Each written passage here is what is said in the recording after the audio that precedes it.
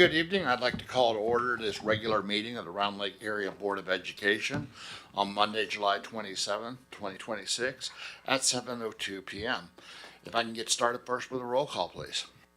Mrs. Klingler? Mr. Francisco? Here. Mrs. Larson? Here. Mr. Jewett? Here. Mrs. Negretti McGinley? Here. Mr. DeVero? Here. Miss Lee? Here. All right, first up is our Pledge of Allegiance.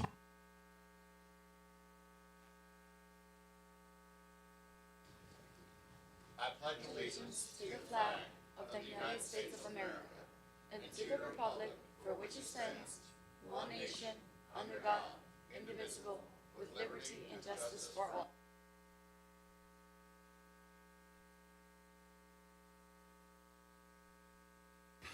All right, first up, if we can get a motion to approve the meeting agenda as listed.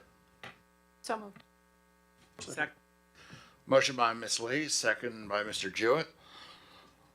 Roll call, please. Mrs. Klingler? Yes. Mr. Francisco?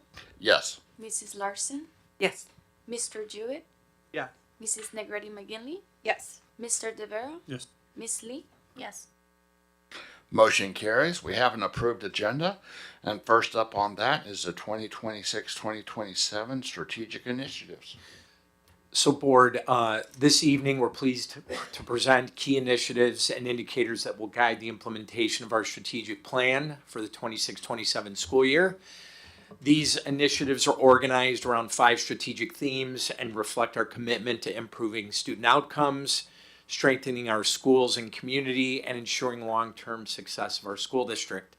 These initiatives are also the framework by which Cabinet monitors the work throughout the year, including our financial priorities. As you'll see this evening, this work builds on our momentum, aligns our efforts across departments, and establishes clear priorities and accountability for the year ahead. And with that, I'll invite our Cabinet to begin the presentation. Slide 2, we just want to point out we have all of our acronyms referenced here. We believe we caught them all. These are the 5 buckets or themes for the strategic plan that Dr. Mendoza mentioned that we've been working off of for the last several years here. And we'll jump into theme A. Okay, good evening. For teaching and learning in theme A, we're focused on it. I mean, you can obviously read there, but to summarize what we're going to talk about tonight, our focus is on implementing our curriculum that's already been in place and refining and making sure that in every area, full curriculums have been implemented. We're going to embark on a focus of instructional strategies and instructional intent. We're going to talk a little bit about PLCs tonight and where we're at in the process for secondary and elementary schools. And then finally, there's a college and career readiness initiative underway in the themes that you'll see tonight. So for specifically curriculum and instruction, we have built a wonderful curriculum over the last several years. We have not only implemented it through using curricular materials from various companies that have been vetted by the various academic teams, but we've also ensured that that process has been captured in what's called RLAS. That's our curriculum warehousing system, whereby we can know what at every grade level and every content level, what is being done with regards to our curriculum, our instruction, our assessment, our differentiation of learning. So we are finalizing many of the pieces of the curriculum that's been built and making sure that it is set in our warehousing system. And now we're going to live that curriculum. We've made a lot of curriculum changes over the past several years. And so when you do that, you miss out on opportunities to see the longevity of that program. So we're going to live it, and we're going to change our focus in the schools department to focus in on instructional strategies and looking at our classroom environments in terms of how students are received in as a safe environment so that they're ready to learn, and then taking that stance from there and ensuring that we've got good engagement strategies. All right, and I'm going to talk about professional development. So, as you know, we have been embarking on a PLC, Professional Learning Community reset. This is year 3 coming up at the secondary level and year 1 coming up at the elementary level. Now, they're called professional learning communities because they are some of the best professional learning that educators can do. They're collaborating together with other people who teach the same content or the same grade level that they do, analyzing student data, and then planning the instructional strategies needed to meet each student where they're at and to differentiate that instruction. So building on what Dr. Schuth said, what we're trying to do is shift that focus to best instructional strategies and support it through the PLC reset. Because good instructional strategies don't just happen, they're intentional, and they're intentionally planned together with your colleagues. So you can see the initiatives, but the top 2 focus on the PLC reset and an emphasis on social and emotional health and high expectations for all learners, which I think is part and parcel of the PLC reset. And I'll go to the next slide as well. I'm going to give a little talk about college and career pathways. So this is goal 4. We are focused as much as we can be on reviewing and enhancing post-secondary success programs to ensure that all students are prepared for post-secondary life, whether that's college or career opportunities. And as you read through those key initiatives, the theme that stands out to me the most is communication. So communication between teachers and students, counselors, teachers and students, and bringing in our parents so that they know what opportunities exist for their children so that we can bring them into the conversation about where their child is headed and how we can support them. Okay, meeting the unique needs of learners. You'll be hearing a lot about this during my presentation this evening, but this strategic initiative reflects our commitment to ensuring every student receives individualized supports that they need to learn, grow, and be successful. Throughout my presentation this evening, I will highlight how we'll strengthen systems, build staff capacity, and improve services to better meet the unique needs of all learners. Our work this year focuses on moving from building systems to implementing them with fidelity. We'll ensure strengthening special education through clearer processes, consistent practices, ongoing professional learning, and strong partnerships with families. All of that I will get into pretty specific detail a little bit later. The one thing that I will not be talking about in my presentation that I'll highlight from this slide, however, is the website redesign. We are working on that. There have already been some updates to the website as it relates to cyclical monitoring last school year, but we will continue to update the website. Multi-tiered system of supports.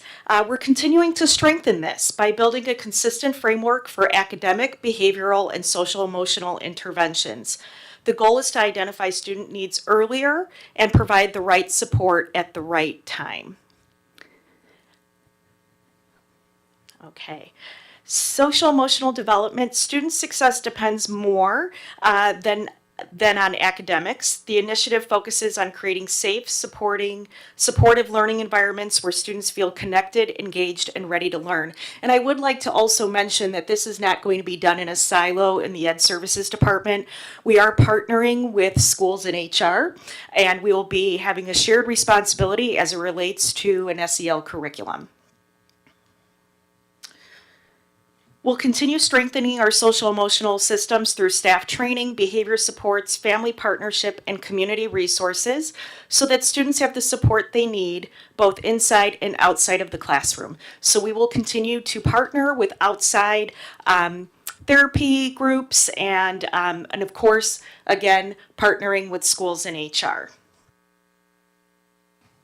So part of this work is also going to be family engagement, which we will be working on through the parent playbook, which I will also get into depth in the next couple of slides in theme D. This is going to be a one-stop shop kind of digital booklet that we will be updating consistently and regularly based on parent feedback, but that we will be publishing and promoting at least quarterly across all grade bands and translating primarily into Spanish.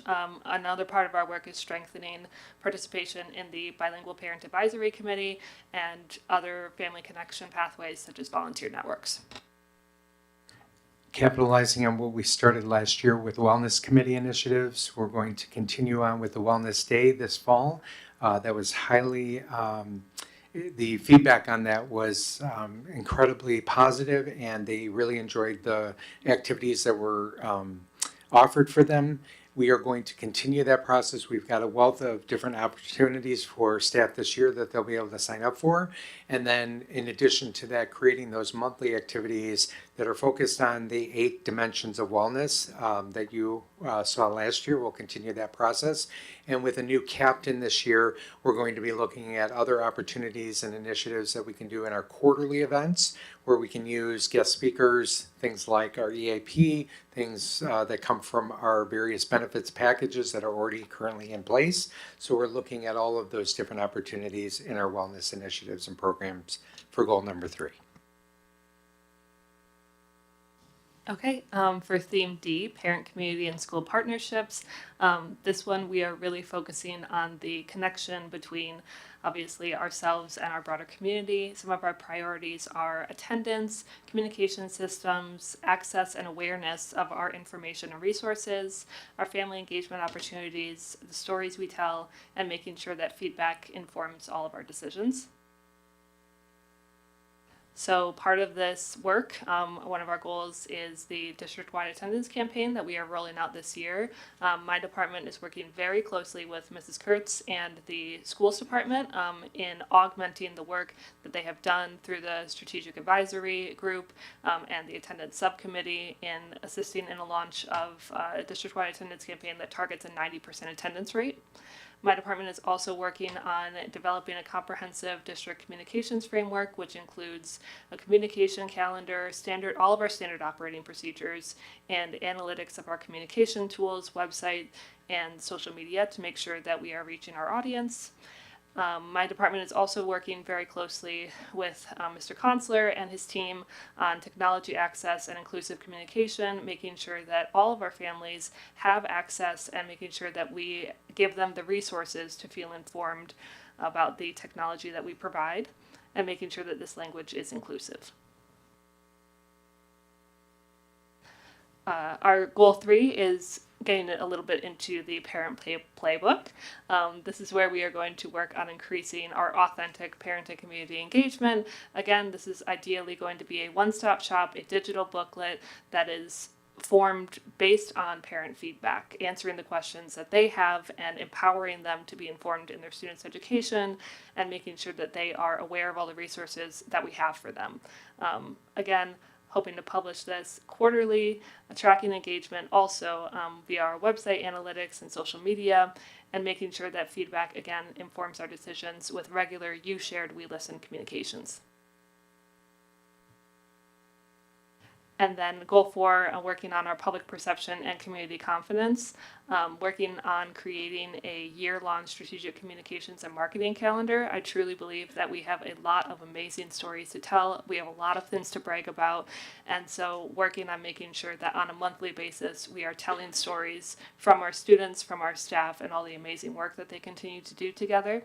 Working on expanding our partnerships with businesses and the greater community. And again, improving the perception of our district through continuous feedback and showing that we are listening. Okay, and the last section is Theme E, securing the future, and that's kind of cross-departmental. We have finances, schools, and safety covered here. Okay, so to the HR hat, just a reminder that we had started our Grow Your Own initiatives through the AUSL program and through Bloom Board. We continue those. The AUSL program, we didn't have anybody internal that was available to do this, but we keep up the partnership with the AUSL by having student teachers from other districts, because we are a cooperative with AUSL in various districts, so we support whether or not we have somebody internal, but eventually, as years go on, we'll continue to have people that are ready when they're ready. So we'll continue that pipeline with AUSL to get those who have a bachelor's degree, get a teaching certificate through a master's program. Additionally, for Bloom Board, that is the group that allows us to have already certified teachers get their ESL or bilingual endorsement. We continue to promote that process and get as many people as we can endorsed so that we can ensure that one teacher is capable of, at least with the ESL, is capable of handling both the content as well as the English language service model that's in our district. Finally, we started really focusing on in the second year excuse me, of me being here, the Aspiring Educators Program is what we're calling it, which is basically our clinical opportunities and our student teachers that come in. So we've got a more robust process of being able to identify the process of getting student teachers in, and we're working on the next step, which is how to get them in our pipeline. Of course, this year being one of those years where it's we have a smaller group of people that we were trying to hire for, but looking into the future and getting ready and prepared for the future, we're setting the stage now for getting all of our systems in place so that as student teachers and clinicians come in to do their practicums with us, that we're able to identify really good educators through that process and give them a streamlined approach to interviewing and getting selected for our district. As we look at Theme E, there's also two financial components to Theme E. The first is multi-year financial sustainability as well as a transparent budget process. So through the multi-year financial sustainability, our goal is not simply just to balance the budget each year, but to also build that long-term financial stability through thoughtful forecasting, proactive fund balance management, and strong financial oversight. So every financial decision that we bring to the board is evaluated not only for its immediate impact, but also for how it positions the district in future years. The second part is that transparent budget process, which we are continuing this fiscal year. We started a lot of this in the last fiscal year, but we are committed to ensuring that our budget process remains open, strategic, and aligned with the priorities established by the board. That means connecting spending decisions directly to student outcomes, communicating clearly with our stakeholders, and making sure our financial resources are supporting the district's strategic goals. We're doing that through monthly budget officer meetings as well as quarterly meetings with EARL in terms of sharing with them not only where we are currently financially, what our forecast is looking like for the coming year, but also answering their questions and being available so that this the idea of what's happening to the district financially isn't, I guess, for lack of a better term, mythical, because a lot of times people just don't understand the financial aspect of how school districts run. So making ourselves available and also answering questions as they come up. And that is what we have for our finance.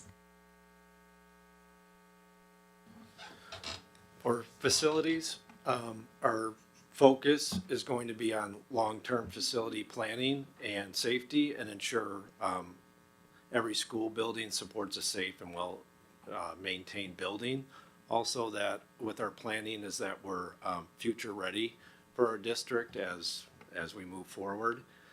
Some of our key initiatives are going to be strengthen safety communication and emergency preparedness protocols, standardized building systems, monitoring and preventative maintenance, and develop a comprehensive facility and asset assessment and capital planning framework.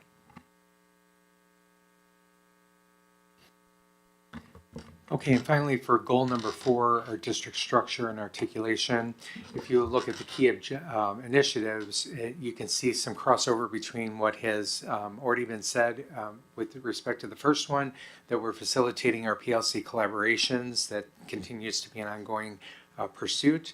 We're supporting transitions. I know this was on before, but we're really looking for opportunities for example, our EC teachers to be meeting with our kindergarten teachers to articulate those different needs as students move from one location to the next.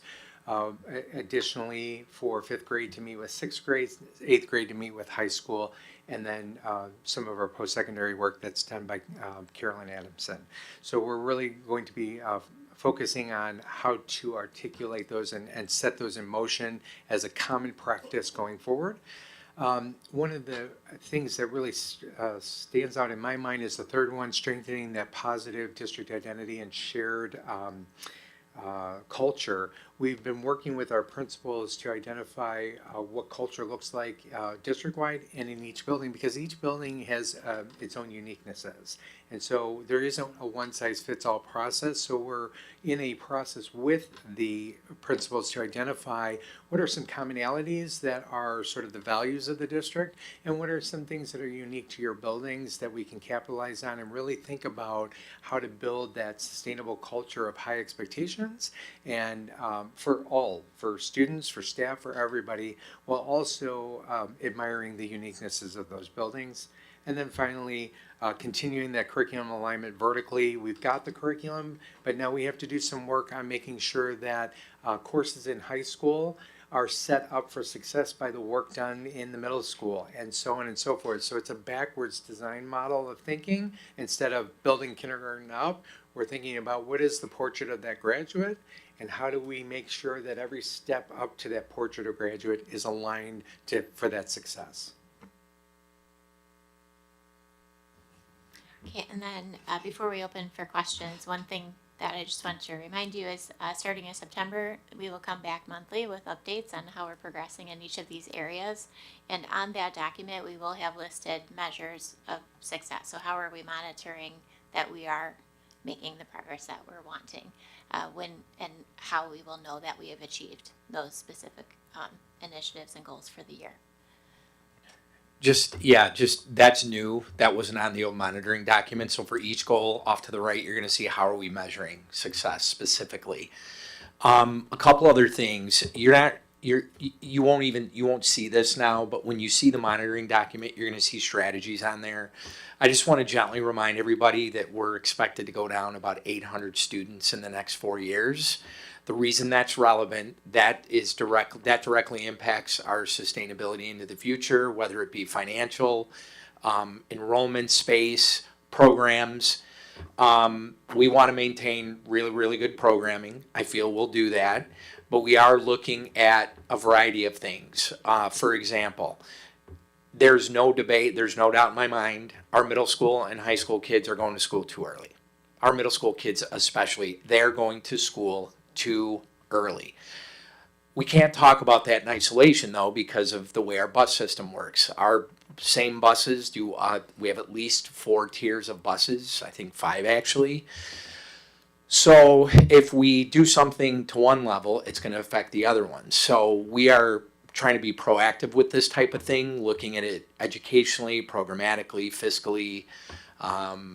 We're also looking at, how long, just gently remind me, our kids came back from PLEVAC, 4 years ago? Maybe longer? Third year. So if you think about it, that seems to me like yesterday. But we've actually decreased in enrollment since that time, and space is starting to open up in our schools. So how do we maximize our space? We've also talked about bringing special education programming back from CEDAL into the district because we have space. Now, if we're going to do that, we want to provide high quality programming as well. We also want to make it responsible. We can't run sections of 3 kids. One of the benefits of CEDAL, it's a cooperative, so we have 46 districts in the county all sending students. So I just want you to know that we're looking at some very substantive things, and we will be communicating with you, the community, early and often on those things. But just very grateful. It's going to be a lot of work this year, but you'll see some of the strategies when you see the monitoring document. So I just wanted to end with that before you ask questions.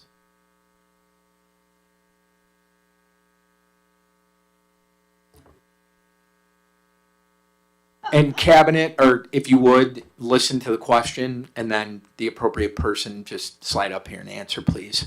All right, I've got a PLC question. So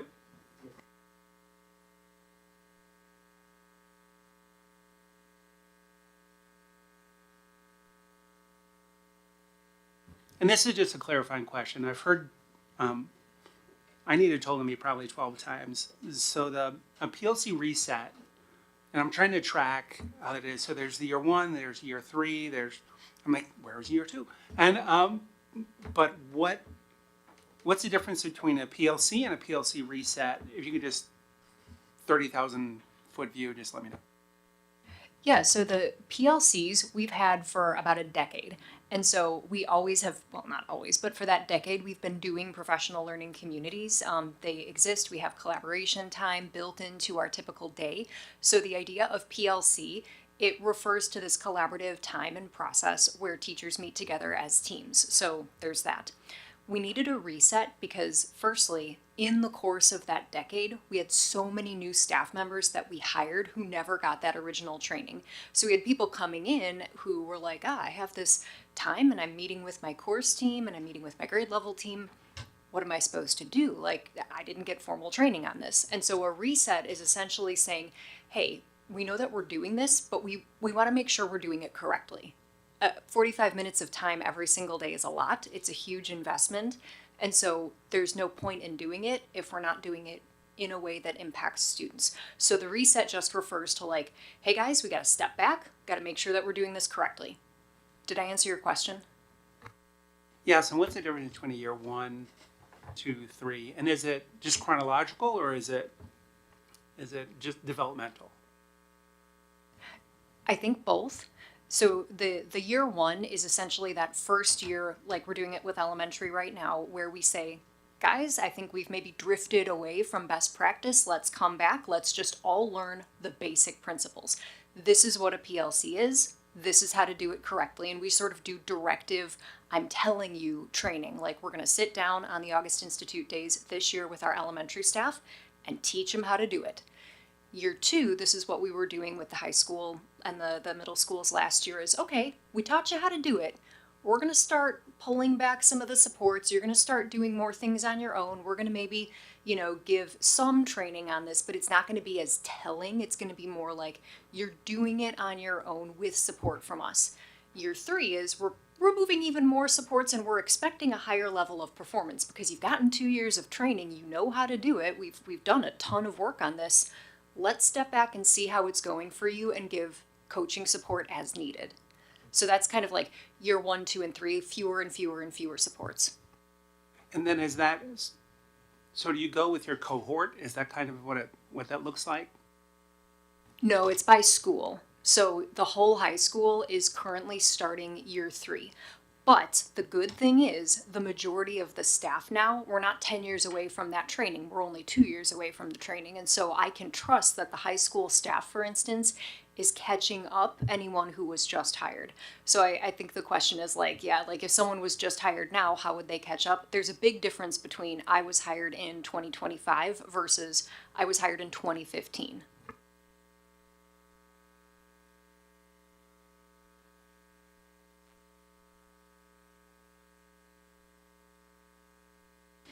So as you told Mr. Jewett, the year 1, 2, 3, what if those teachers that are in year 2 or 3 aren't progressing as you're pulling those supports? How do they keep part of that reset or get the support, maybe additional support that they need? So 2 things that have come out of the reset that I'm very proud of. One is what we're calling the PLC walkthrough form, which basically means that building leadership are expected to be sitting in professional learning communities, seeing what's going on, staying connected to that conversation, and just kind of checking out the meeting. And if a team is going adrift, or if somebody is not doing their part, they're not participating, their instruction doesn't match what they said they were going to do in the meeting, we do expect building admin and our department chairs to follow up with that. So I think there's a bit closer of a connection between building leadership and professional learning communities and interventions. The other thing, we have a ton of archived material now.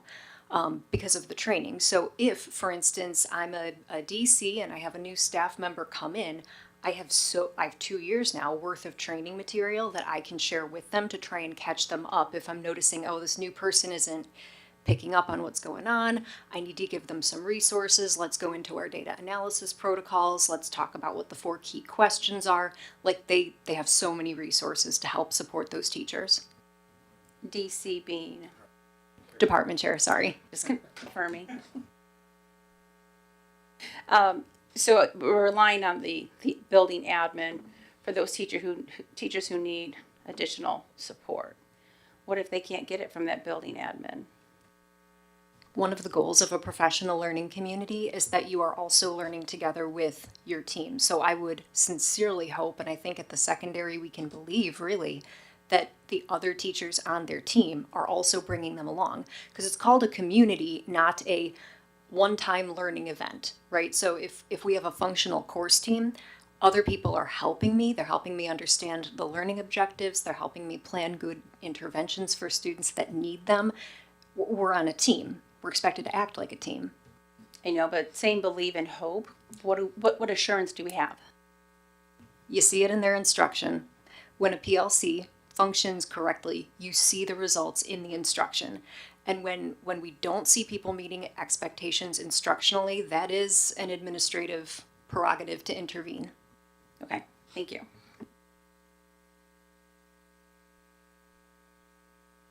Any additional questions? I'll just keep piggybacking off you. Go ahead. Okay.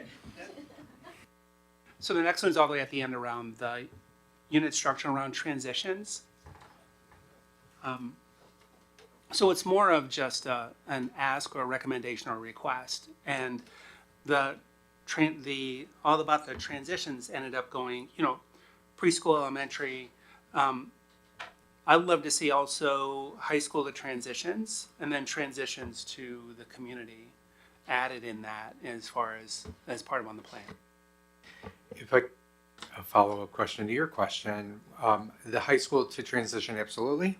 The transition to community, are you talking about something that's different than what we're currently doing in terms of job embedding coaching that's happening at the transition center? Are we talking about connection to resources? Just to make sure I'm understanding. Or even exactly what generally more internships or something. It's not even function. It's more in terms of they're unique in terms of needing to equip the family to know what resources are in the community, and I know that's, and so I'm going to make some assumptions. It's part of the parent, the development grant. I don't remember what the acronym is, but it's more than just the jobs piece. It's actually what are all the tools that are needed to go ahead and help that student become successful in the community. Because sometimes it's jobs, but sometimes it is what are the other recreational programs, what are the day programs, what's the pathway that you can expect now up until, because you're getting close to that 22 cliff, right? Actually, you're at that 22 cliff, so what's next? That's an excellent question. So a couple of things. While the students are at the transition center, we by law, we have to have a transition plan for students that are 14 and a half or older. So starting at 14 and a half years old, we have a transition plan embedded into the IEP. So we're working towards post-secondary goals. Within those post-secondary goals, we also have goals that relate to jobs, education, functional daily life skills. So part of that, depending on what the student would like to do, and by the way, that changes year to year to year. Very rarely does a 14-year-old say, I want to be an astronaut. They usually start off with baseball player. And then by the time they get to transition age, 18, 19, 20, now we're looking at more realistic goals. So that constantly changes, and we always bring in the right people to align with that transition plan. And what I mean by people is we bring in a DRS representative. Department of Rehabilitative Services, thank you. So we bring someone in from Department of Rehabilitative Services, and they talk about the next steps. How do we get you aligned with puns or aligned with any sort of help financially, even post-secondary? But I'd like to start with, and you're going to hear a lot from me in a few minutes, but this is not part of my presentation, so I'll go a little deeper. This really starts at preschool. The moment that a child is identified with special education, we start talking about these things. Last year, we brought in an expert from Arc of Illinois, and she talked all about these resources, 2 hours worth of resources that parents had at their fingertips and continue to use, and people were really excited about those resources. So we'll continue to do things like that for the district. So I hope that answers a bit of your question. And I'd like to pair that with the parent, with that parent group, right? Because I think, so for me, I was very, I want to use the word aggressive in terms of getting the information that I needed. I was going to get everything I needed if possible, right? But most of my information actually came from the other parents that were a few miles down the road further than I was, and I didn't see a lot of information come through the district. And I don't know if I just wasn't looking for it. I knew where the resource was, and that's where I went, or I was just well connected to parents. I don't know what that was, but I'm assuming it's a little bit of both. It was a little shy on, and so I'm just saying I would love to see that. Because the parents have been looking to the school up to that point and don't realize that they actually need to expand their sometimes they don't realize they need to expand their resources, especially for our families that English is not their first language. Certainly, and I think that's the same thing that I saw upon landing here about a year ago. So that's why we brought that expert in, and that expert she's not just an expert because she's good at it. She too has a child who needs those services. So she was very charismatic, very informative, and we also had Spanish translators there as well. And we had a great turnout of over 40 parents, and that was a really nice way to also bring in more potential special education parent advisory council CPAC members. That was actually the kickoff to that. Quick question, did you say puns? Yes, I knew you were going to ask what that stood for. I have to go back to my computer. It's something that we use so frequently without actually using the whole entire. We just use the acronym. Special education, we have our own language at this point. I apologize. So I will have that for you when I get up there. Prioritization of urgency of need for services. Say that again. Prioritization of urgency of need for services. And that's what PUN stands for. Thank you. List goes at the end of it. It's a list.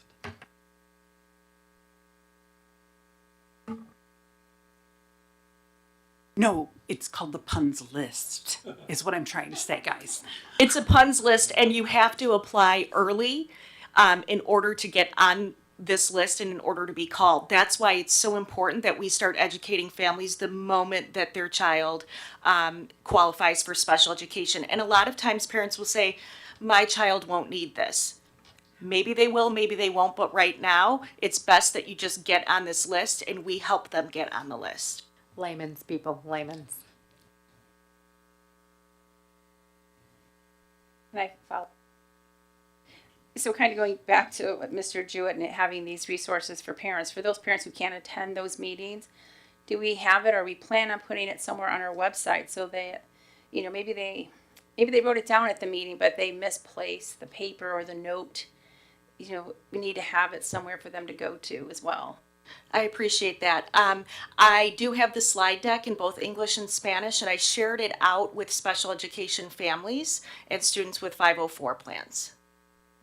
But is it on our district website? So if I'm, you know, well, I have been a special education parent. So, you know, again, I went to this meeting. I have the information.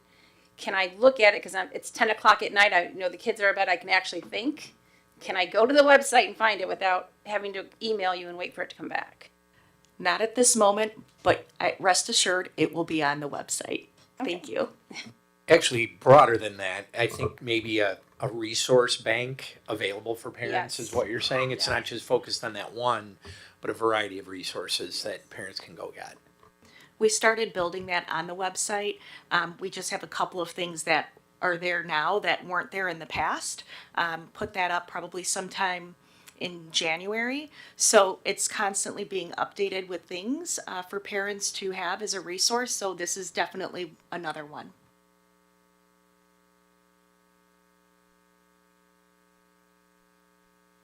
And by the way, touche on whoever decided to put the acronym, way to get ahead of it, nice job. We have to make sure our community knows this isn't their, you know. I scrolled up numerous times as I was going through it to double check, yeah.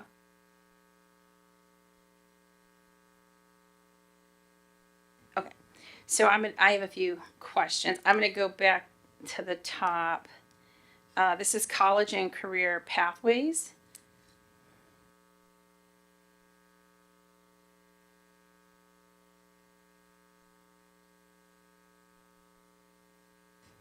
So under the key initiatives, the one bullet point says connect with Round Lake alumni for mentoring and student support.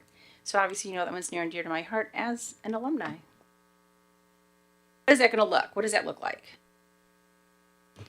I am learning about our college and career pathways, to just perfectly be honest with you. So Carolyn Adamson, an incoming administrator, is taking over that wing of the schools department. And I'm working as fast as I can to learn everything that she does, but it's quite a lot, just to be perfectly transparent. What I would love to do is get back to you with an answer once I've gotten more specifics from her, because I know she has a lot of irons in the fire and I don't want to misspeak. Okay. Obviously, like I said, as an alumni, have a network of alumni to pull from. I can think of the many successes that our alumni have that goes way back further that I probably would like to acknowledge. That I would love to make sure that's a resource for our students here. I totally agree, and I think there's something very powerful about seeing someone who is an alumni or an alumna and who went through a lot of the same educational processes as you're going through now, and seeing where that can take you. So I will definitely follow up. And I know one of the pieces to that is School Links. Almost every district in the county uses it. We use it. The Tech Campus uses it.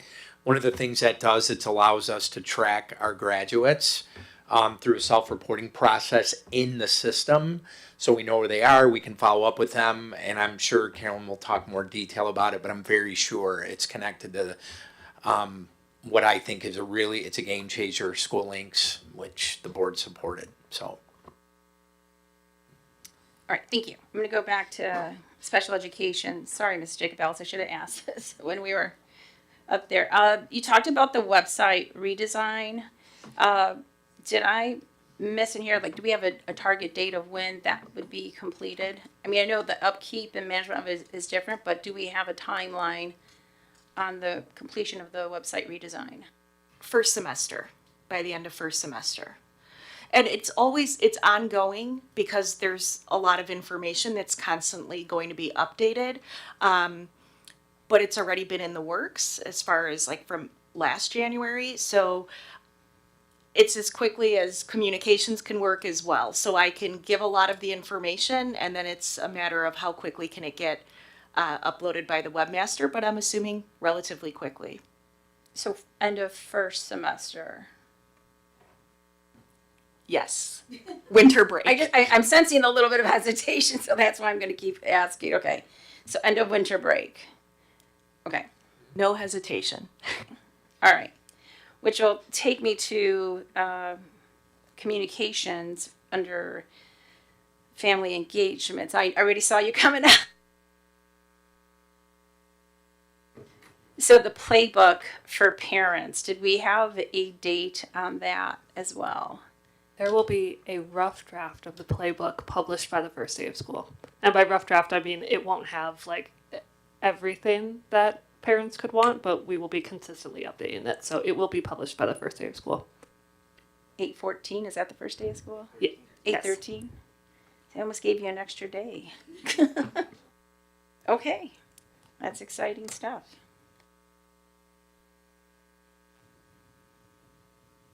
All right. Back to you, Mr. Shoes. I have another. I'm sorry. Does anybody else have any questions?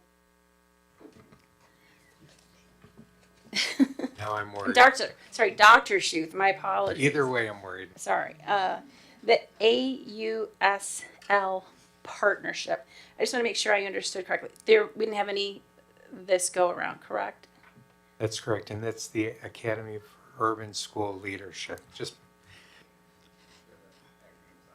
So that's correct. We did put it out there. We did get a few interested people. We did work with them to see the viability for them. Ultimately, they decided now is not the time for them and their families or their situations. So then we worked with AUSL to find other candidates in other districts that we could host, very similar to student teaching.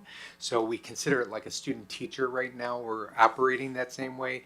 We just happen to have that contract with AUSL. And then if you can remind me of the last and first cohort we had, did everyone complete that program and did they come back into the district? Everybody successfully completed the program. Everybody got their licensure. Every single person has a job in the district. That's wonderful. Congratulations to all of them. Which gave me a good segue as you talked about student teaching, because you mentioned about partnering to have student teachers come here and hopefully have success in employment with Round Lake. What is that going to look like? Because I know with universities, again, having a son who did student teaching, you don't always get to pick where you want to go for student teaching. Yeah, that is dependent on the university. So there is some limitation to what some students, depending on the university, get to choose. Oftentimes we're finding that people are requesting Round Lake and coming because that was their request. Not always and not in every situation, but most often we're seeing that. So they're coming to a place that they are themselves choosing. They want either the demographic or the location or whatever it is that they decide, or maybe they're an alumni and they want to come back to do their student teaching in the district, which is great. So what kind of connection or conversation, I guess, is that with those universities? How are we making that happen? For those universities that have limitations, there's very little that we can do. It is organically done that way. We don't have to have a conversation with anybody. We have opened our doors to anybody from the universities we signed on for to have their students come here. Now, they have to be in good standing in their program and all of the things that they expect at their level before they get to us, all of those things have to be in place. We take them through the entire range of onboarding pieces that we do for background checks and all of that. And then what we're hoping to do, the next series in this, is to try to get a process in place with our principals and our student teaching cooperating teachers, the people who hosts those student teachers, a process by which they can do some evaluations that they already do for the university that we can capture in our process in order to determine how good of a candidate they think these people are. The principals and the assistant principals and the cooperating teachers, they're on the ground floor, they're seeing those things. We want to get their feedback as to whether we think this is a good candidate for that and streamline that interview process so that they can be hired on almost not more than any other candidate. We're not going to discriminate between outside candidates, but give them a pathway to get there a little bit quicker so that they, for example, if a regular candidate has to do a screener and then an individual interview and then a team interview before they even get selected, because the people in that building know them, they can give that recommendation right away to any building, and now they go right to the team one. So they might be able to jump over a little bit of those hoops to get right in there to see if they can become a viable candidate. And Dan, I'm not looking to create more work for you on this, but Why not? I've actually wondered, there are certain school districts that have very unique relationships with some of the state schools where they're basically pipelines to the school district. For example, Wheeling gets all their student teachers most from Illinois State. And I don't know if it's geographic location that a lot of those kids come from, the northern part of the state. But I think one of the unique things we have, which many areas don't, is we have the university center sitting right down the road, and there's multiple state universities there. And I think our kids in the county go there because of the geographic proximity. I just kind of wondered, I can't remember, I may have talked about this 12 years ago with HR, but I just wonder, how did Wheeling get that relationship with Illinois State? What was done? Why couldn't we do that with Northern or Southern or Northeastern or any of these schools at the university center where it's almost like a pipeline? They guarantee us a set number of teachers. It is a little bit more challenging if, one of the ideas is you would get the student teacher, you assume they're successful, they get a job. But when you're declining in enrollment and you're not adding staff, that could be a little bit tricky. But at worst, you're keeping talent local, and that actually helps the county. So let's say we had a Round Lake student graduate here, go to CLC, end up going to SIU Edwardsville, then here to student teach. If they can't get a job here, but they get a job locally in another school district, that actually still helps the community and the county. So just something to think about. But I've never wondered how did they get like that relationship. Great question. We actually have a similar relationship with ISU, Illinois State University. I just made connections with Northern Illinois University back in, it was April. I had to think about when that was. It was in part to see what we could do to get a instead of a virtual ESL program, an in-person program, and in the course of that, establish a relationship there with them. So we'll have more of a pipeline there, and a lot of it has to do with just the relationships we're building with the professional teams that are over in those districts, not just signing contracts and accepting them, but actually having a network of people that we can rely on.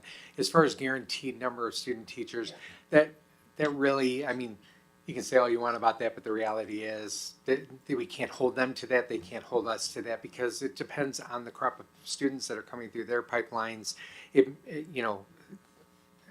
could be a situation where some students don't make it through the College of Education benchmarks and then they can't do it. So I think they're leery on putting those kind of numbers in, and we're leery to the extent that there's only so many opportunities and so many people in our district who are willing to take student teachers at any given time. That does fluctuate as far as the number of cooperating teachers. It also fluctuates who might do it on any given year depending on what's going on in their own circumstance. Like we have some teachers who moved to grade levels and they're not ready to bring on a student teacher again because they're learning a new curricular level or grade level or whatever. So all of that fluctuates so much, nobody's willing to make sort of that guarantee, but we do have some of those partnerships already, and that's through our contracting process that we have with them. Yeah, and you actually made up a good point. I mean, if you look at, it is significant, the age variance, experience variance of staff in the last 15 years, it's really turned over. And teaching is really, really challenging.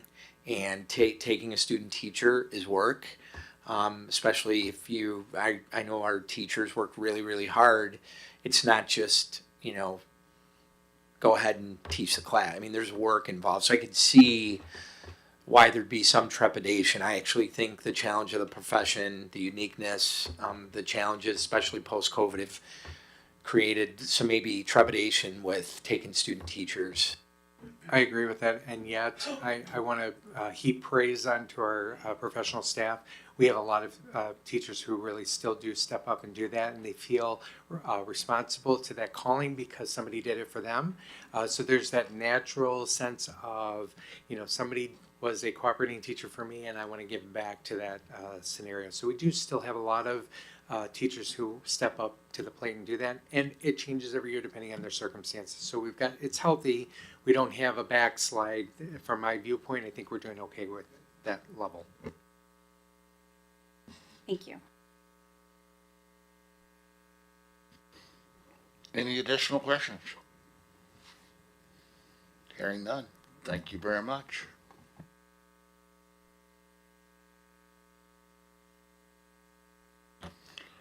I'm not sure if you've heard enough from me already, but stay tuned.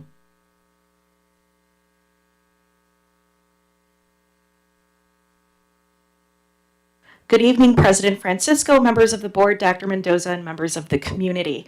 Thank you for the opportunity to share an update on educational services. You will notice that this is beyond the scope of special education and that the department has expanded from special education to educational services. When we think of special education, oftentimes we immediately think about compliance, special programming, or state requirements. While those responsibilities are certainly part of our work, they're not the whole story.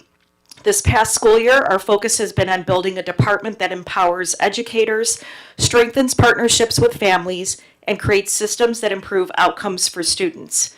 Tonight, I'd like to share not just what we've accomplished over the past school year, but how we're laying the foundation for the future of educational services in our district.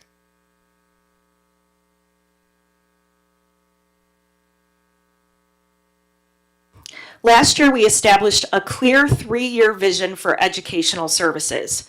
The first year was about building the foundation, creating the structures, relationships, and systems we need for long-term success. This coming year is about implementation with fidelity. We have the framework in place, and now our focus is ensuring those systems are implemented consistently across every school in our district. Ultimately, our goal is to expand opportunities for students by increasing district capacity, strengthening inclusive practices, and providing high-quality services closer to home. That is something to look forward to in 27-28. This journey isn't about completing projects, it's about building a department that continues to improve each year. Before we continue, I'd like to pause for just a moment to introduce a few terms you'll hear throughout the presentation. So there you have it. Those are the 5 terms that you'll hear me intermittently use throughout the presentation. This is for your reference. At any time you could look back at this. So you'll hear ISB, SELC, CEC, CPAC, CEDAL. I could read these out loud for you, or you could just use this as a reference. I have a funny feeling you'd like to just use it as a reference. With that common language established, I'd like to take a step back and share the broader vision that guides everything we do in educational services. This slide really represents our philosophy. Everything we do is grounded in 5 pillars: leadership, family partnerships, staff capacity, strong systems, and student opportunities. Those pillars have guided every decision we've made this past school year and moving forward. While each initiative may look different, they're all connected by one purpose: building a stronger Ed Services department that better supports students, families, and staff. Throughout tonight's presentation, you'll see how each of these pillars have moved from vision to action. And a lot of what we talked about earlier today in our strategic plan, you will hear throughout this presentation. One of the first ways we brought that vision to life was by investing in leadership across educational services. Here's your first acronym, and that begins with Special Education Leadership Collaborative, SELC. We began by investing in our leaders. This year, we established the Special Education Leadership Collaborative that we call SELC. Through monthly collaboration, shared decision-making, and continuous professional learning, we've created greater consistency across our district. In case you're wondering who's on SELC, it's all of the administrators that are responsible, well, everyone's responsible for special education, but that have a strong tie to special education facilitation. So our early childhood and elementary assistant principals, our middle school and high school assistant principals and department chair at the high school, along with our transition coordinator, and our department district office administration. Strong internal leadership is essential, but we know we can't do this work alone. Ed Services is strongest when we build meaningful partnerships beyond our department. And really what happens is often behind the scenes, but its impact is visible throughout our schools. When leaders share a common vision, staff receive clearer guidance, students experience more consistent services, and families have a more predictable experience regardless of which school their children attend.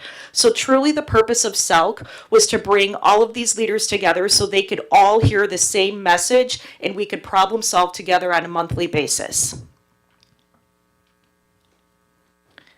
One of our core beliefs is that quality of our services will never exceed the capacity of the people providing them.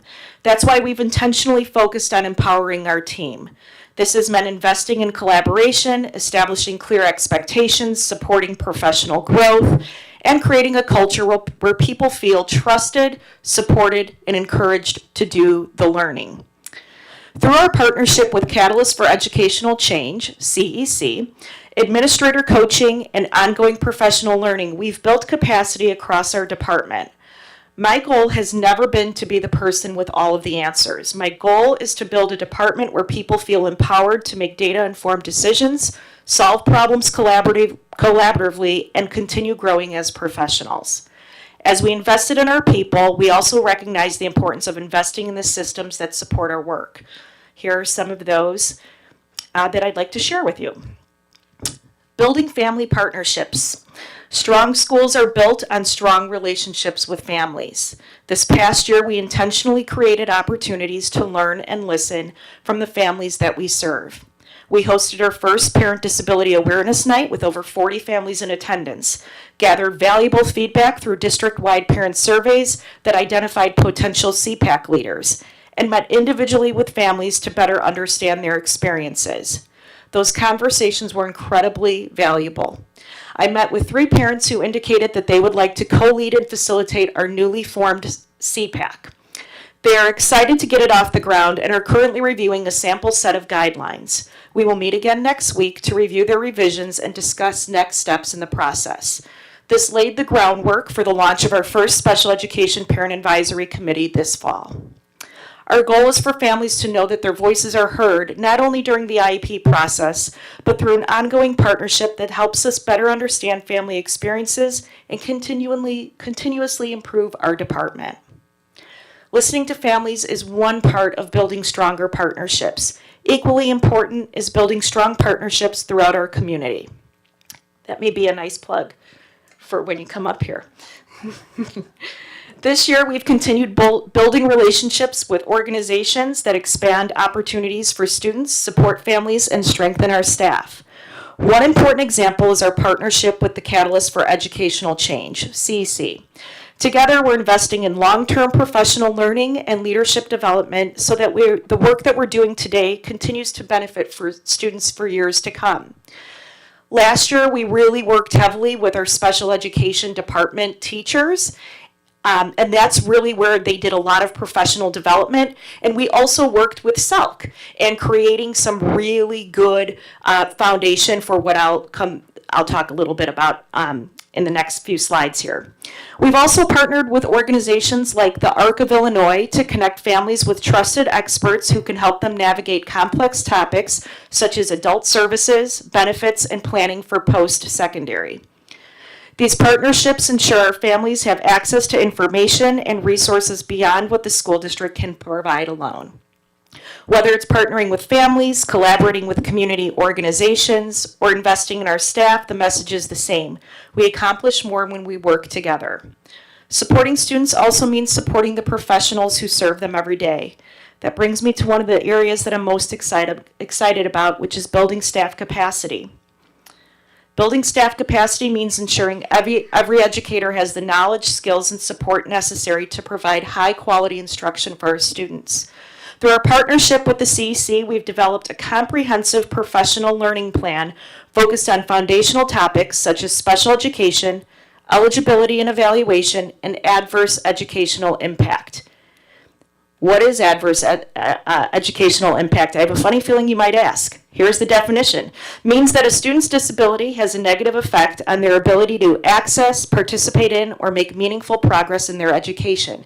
And that is that is one of the factors as to whether we qualify a student for special education.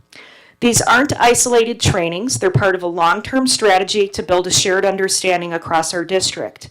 We've also invested in administrator coaching and developed our service pathways to provide clarity, consistency in how we support our students. Ultimately, our goal is to create a district where educators feel confident in their decisions, supported in their work, and equipped to meet the diverse needs of every learner. As we invested in people, we were equally intentional about investing in the systems. I'd like to share how we've strengthened the infrastructure of ed services over the past year. If there's one initiative that best represents the direction of educational services, it's the development of our service pathway. I believe this work will shape educational services for years to come. I purposefully didn't bring the graphic that I have for that because we are still making some final tweaks to it. So we're meeting with several stakeholders over this summer, really, and I will have that ready for presentation in early fall. Historically, service delivery has looked different depending on the building or the individuals involved. Our goal was to create a shared framework that promotes a consistency across the entire district pre-K through transition. In other words, if you have a student that goes to Beach and is in special education services, Those same services and the same language need to be used at Ellis Elementary, Village Elementary, and I could go on. And quite honestly, the same programs and the same continuum of services needs to be built for pre-K through 12th grade. Transition services are a little different, but the language still needs to be consistent, and that's what we have developed. So in other words, it helps that decisions are based on student needs and are consistent regardless of where the students attend school. Also, this year we completed our ISB cyclical monitoring process. I'm proud to share that there were no findings related to our policies, procedures, or systems. In comparison to neighboring districts, this was an outstanding achievement.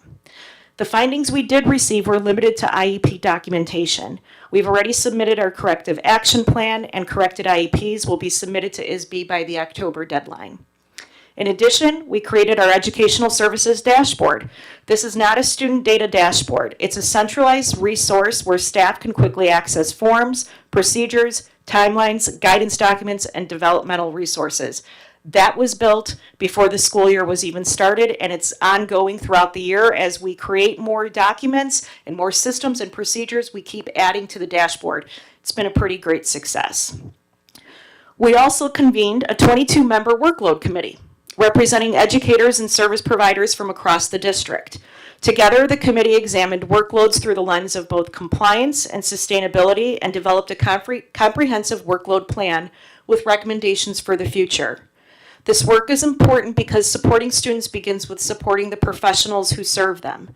When workloads are manageable, staff have more time to collaborate with colleagues, engage meaningfully with families, provide high-quality instruction and services, and focus on the individual needs of students rather than simply keeping up with paperwork. Rather than looking for short-term solutions, the committee developed recommendations that help us build a more sustainable system, one that supports staff retention, promotes consistency in the service delivery, and ultimately improves outcome for students. Together, these initiatives have strengthened the infrastructure of educational services and positioned us to provide more consistent, equitable, and sustainable services for every student we serve. While strong systems provide the framework for our work, our daily operations ensure those systems become reality for students and staff. Behind every successful school is a network of systems that allows educators to focus on teaching and learning. Much of our operational work happens behind the scenes, but it's essential to support schools effectively. This school year, we focused on improving communication, clarifying processes, strengthening compliance, and creating more efficient systems for our staff. Whether we're supporting staffing, state reporting, or day-to-day operations, our goal is simple: to make it easier for educators to do the work they were hired to do. Strong operations may not always be visible, but they create the stability that allows great teaching and learning to happen. Of course, the reason we build strong systems and efficient operations is because they ultimately create more opportunities for students. And this is really the exciting part. I promise we're getting to it. Everything we've discussed this evening ultimately leads to this slide: students. One of the most meaningful outcomes of this year's work was expanding educational opportunities within our district. We added an elementary instructional classroom at Village Elementary this coming school year, allowing us to better meet needs and bringing many students back to their home school instead of being across town. Now they're back at Village. We also successfully returned 8 students from out-of-district placements back to district programming. This has been an incredible feat, and one that I plan to continue bringing students back with the appropriate supports, which we are building, which we have already created a pathway for. For those students and families, that means receiving high-quality services closer to home while remaining connected to their peers and their community. This work also reflects our belief that whenever appropriate, students should have the opportunity to learn within their home district alongside their classmates. Another exciting milestone is that we're now hosting 2 CEDAL sector programs called Teaching Appropriate Behaviors. They call it TAB, for students whose behavioral, social, emotional, or self-regulation needs interfere with learning, but who are capable of participating in grade level or near grade level academics with appropriate supports. This not only creates a stronger partnership between District 116 and CEDAL, but an opportunity for us to grow our own programming by supporting the work of CEDAL, Special Education District of Lake County. through observation and collaboration with their staff. Finally, we've begun laying the foundation for future behavioral programming. As students' needs continue to evolve, it's important that we proactively build programs capable of providing the right level of support while keep students connected to their schools whenever possible. As someone who spent my entire career in special education, there's nothing more meaningful than seeing students receive the support they need in their own community. As proud of what we are of what we've accomplished this past year, our work is far from finished. I'd like to conclude by sharing where educational services is headed next. So looking ahead at the 26-27 priorities. Our priorities aren't new initiatives, they're the next step in the journey we've already begun. As we look ahead, our priorities reflect the next phase of our journey.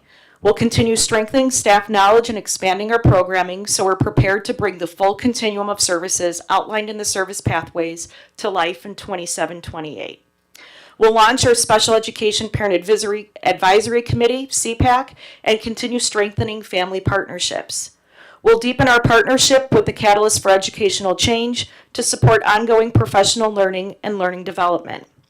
We'll continue strengthening behavior supports and expanding inclusive opportunities so more students can be more successfully served within their home schools. Each of these priorities builds upon the strong foundation we've established and moves us closer to our long-term vision of providing a comprehensive, high-quality continuum of services for every learner. Throughout tonight's presentation, one theme has remained constant. It's reflected in the values that guide our everyday work.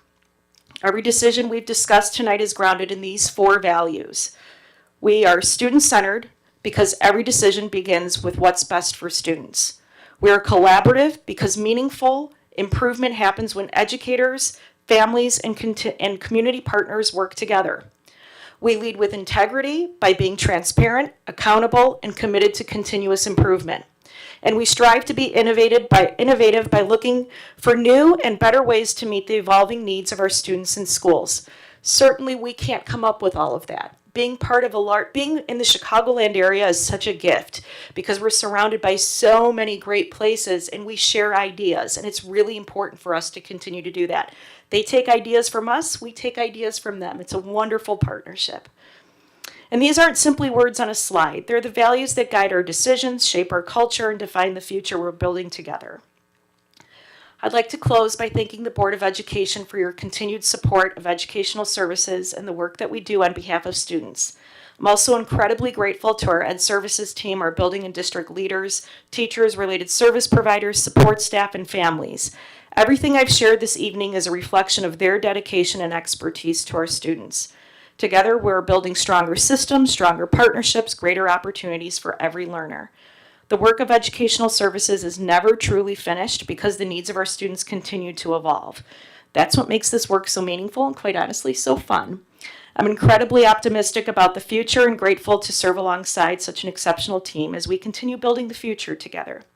Thank you for your time this evening. I'm happy to answer any questions.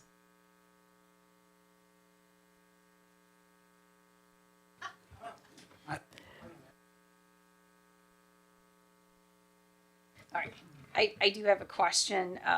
First of all, thank you. This is fabulous. I really am excited. I am too, thank you. As this moves forward, so thank you for that. But I do have a question. You mentioned in your presentation about IEP findings and submitting corrective action, which is great. But in those findings, did we see opportunity in what we need to change for our IEP? That is an excellent question. As a matter of fact, as part of the reflection that I needed to send back to the state for corrective action plan, they asked for patterns. I spent hours looking for patterns throughout all of the errors on the IEPs, and there was no pattern to be found, meaning that there's no such thing as a little mistake in special education IEP paperwork compliance, but they were boxes missed. I forgot to mark the box where the parent received their procedural safeguards. Well, by golly, we always provide the procedural safeguards. You just forgot to mark the box. We didn't have any overarching, we are not good at goal writing. Our transition plans were horrible. None of that came up in the monitoring. It was all these little tiny little parts of the IEP with no pattern or explanation. So what the next step is now is that we need to correct all of the IEPs, resubmit them to the state, and see what they have to say. They're either going to give us the thumbs up, or they're going to say, here's 10 more names, do it again. In my experience in another district, we had to do it again for a year and a half. I am trying really hard not to do that, but I think we're in a really good position. So maybe some of it's just, again, calling to attention that, these boxes need to be checked. Yes, and that's part of actually for Institute Day, as I meet with the entire department, preschool through transition, I will have everyone there. Special education teachers, related services, nurses, everyone included in educational services. I am actually going to be presenting the findings of cyclical monitoring and letting them know, hey, we messed up in these little areas, but these little areas are actually big when it comes to a monitoring process. Good news, they're all fixable. It's not like they need to be retrained. They just need to have better attention. And also with SELC, we need to have better eyes as the LEAs in the meeting. So meaning the people that are in charge of making sure that the paperwork and that the meeting is being facilitated appropriately, they too need to have eyes on it. So they need a little bit of training. We do have some new members to SELC this year. We have 4 out of 5 elementary buildings with new assistant principals. So it'll be fresh for them. Hopefully not overwhelming, but I do think that with the crowd that we have and the new hires, they are amazing. Many of them have special education experience. So I think it's going to go really well. I'm going to jump in really quick. Given this is my area of the universe that I Hit lived me. in for the last 28 years, I'm going to recommend training for everyone just because, one of them little boxes, if any parent takes us to due process, we've automatically lost. And I know that because I've lived through that. So it's not quite such a little issue. I mean, it seems little because it's a box, but it costs us a heck of a lot of money and compensatory services and all sorts of lovely things that there's no excuse for us not to do other than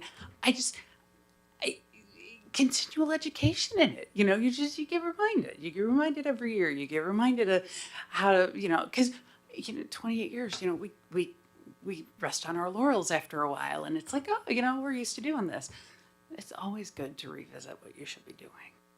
So we did do a very comprehensive training all last year. All of our Institute days were specifically focused on IEP paperwork, including the little boxes that mean the world that, as I explained to my staff, was a lot like what you said. It can cost in a very big way because you could lose a case, even though you've done all the right things for students, but you could lose a case based on a box not being marked.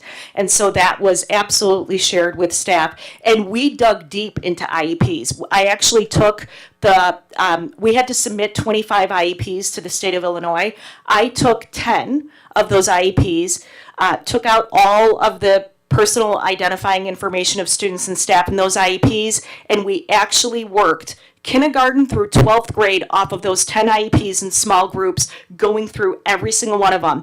If you were an ISB monitor, what do you see here? How do we fix it? What amendments do we need to make? So we did a lot of work around that, so thank you. But we will continue. It's an ongoing process, and it's a very important reminder every year.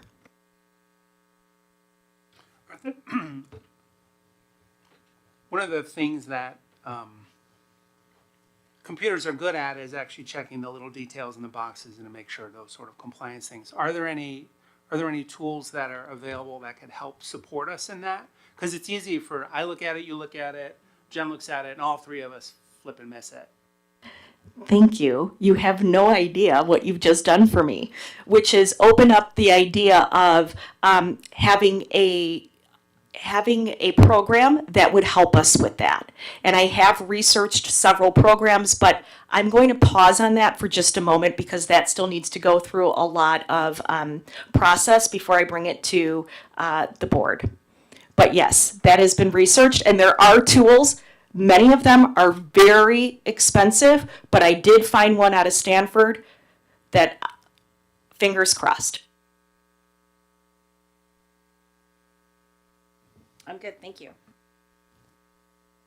I do want to share, I think Ms. Jacobellis is being somewhat modest on our ISB cyclical audit and special ed. I think I've been at the central office for 25 years and, my brain's not good all the time. So maybe there's been one as good as this, but this is as good as I've seen connected to any district that I've worked in terms of how clean it was, especially on the regulatory compliance related matters. And we actually expect to get findings in that cyclical audit. I wouldn't say stunned, but just very, very pleased. And obviously she pays attention to detail. Her passion comes through in the presentation. I feel like I'm grateful. So thank you for keeping your eye on the prize and paying attention to the detail because it matters. Thank you very much. Thank you for your trust. Thank you. All right, that will take us to any questions from the board in regards to the FOIA report as listed. Hearing nothing there, we'll then move to contracts under 1,000. We had none there, so we can then transition directly to opportunity for public comment. As always, members of the public may participate in public comment during regular board meetings by attending in person. Please note the speakers are limited to 3 minutes. Do we have any public comment this evening? Janelle Miller.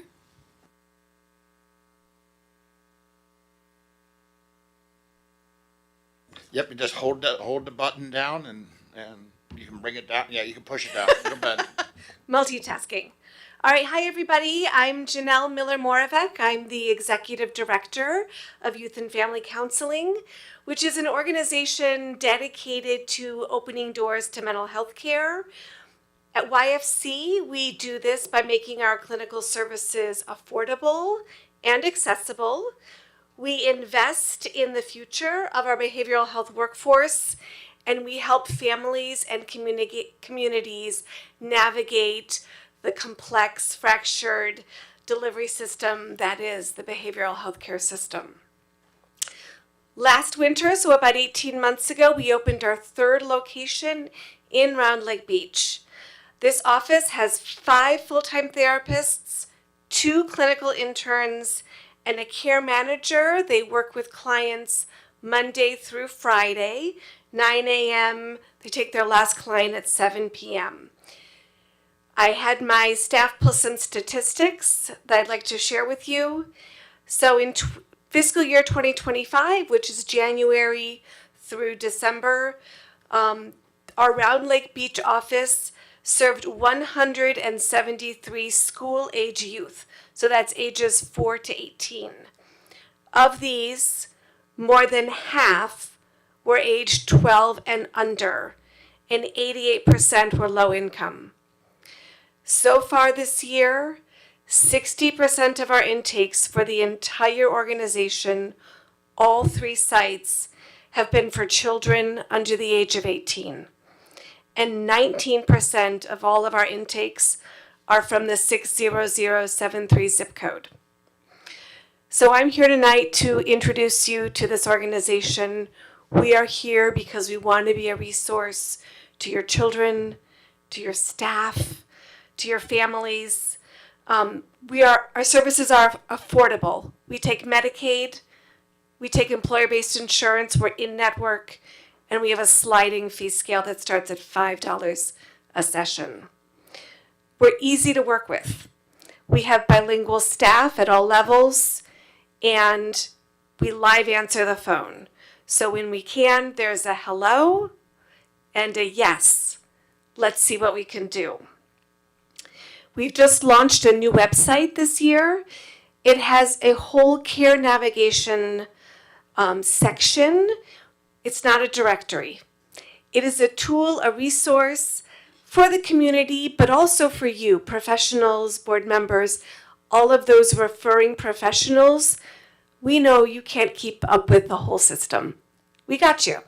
So we're going to walk you step by step, everything from symptom identification to level of care to how do you find the right provider for you. So, we'd love to partner with you. We also have our own CAC acronym, Community Advisory Council. But these are really important because this is what makes sure that our care is local. So, Round Lake Beach, I need Round Lake residents, professionals, helping me understand what this community needs. I'd love any of you to join us. I did leave with Tatiana some information. It has my card, it has information about YFC, so let me know if you're interested. And I'm also going to do a plug for the Round Lake Beach. They're doing a back to school basics group for children entering first and second grade. So I don't know who to leave this with, but I'll bring it over to you. And then let me know. We would love to be more of a resource, and we look forward to working with all of the parts of the Round Lake School District. Thank you. Thank you. I have a quick question for you. I know we're not supposed to ask, but I have a quick question for you. Do you have access to psychiatric help as well? Like if students need meds or places, your own group you can recommend them to? We do not prescribe. I have master's level therapists on my team. And yes, it is really hard to get a psychiatric appointment, especially if you're covered by Medicaid. So in that case, we often work with the families and walk them through what their options are. If they can get an appointment with the health department or with a provider we know works with Medicaid. We also, especially for kids, are often working with the pediatricians. For some, they get them started, but it's a shortage. Yeah. Cool, thanks. Thank you. All right, assuming we have no additional, we will now move to superintendent's report and Dr. Oh.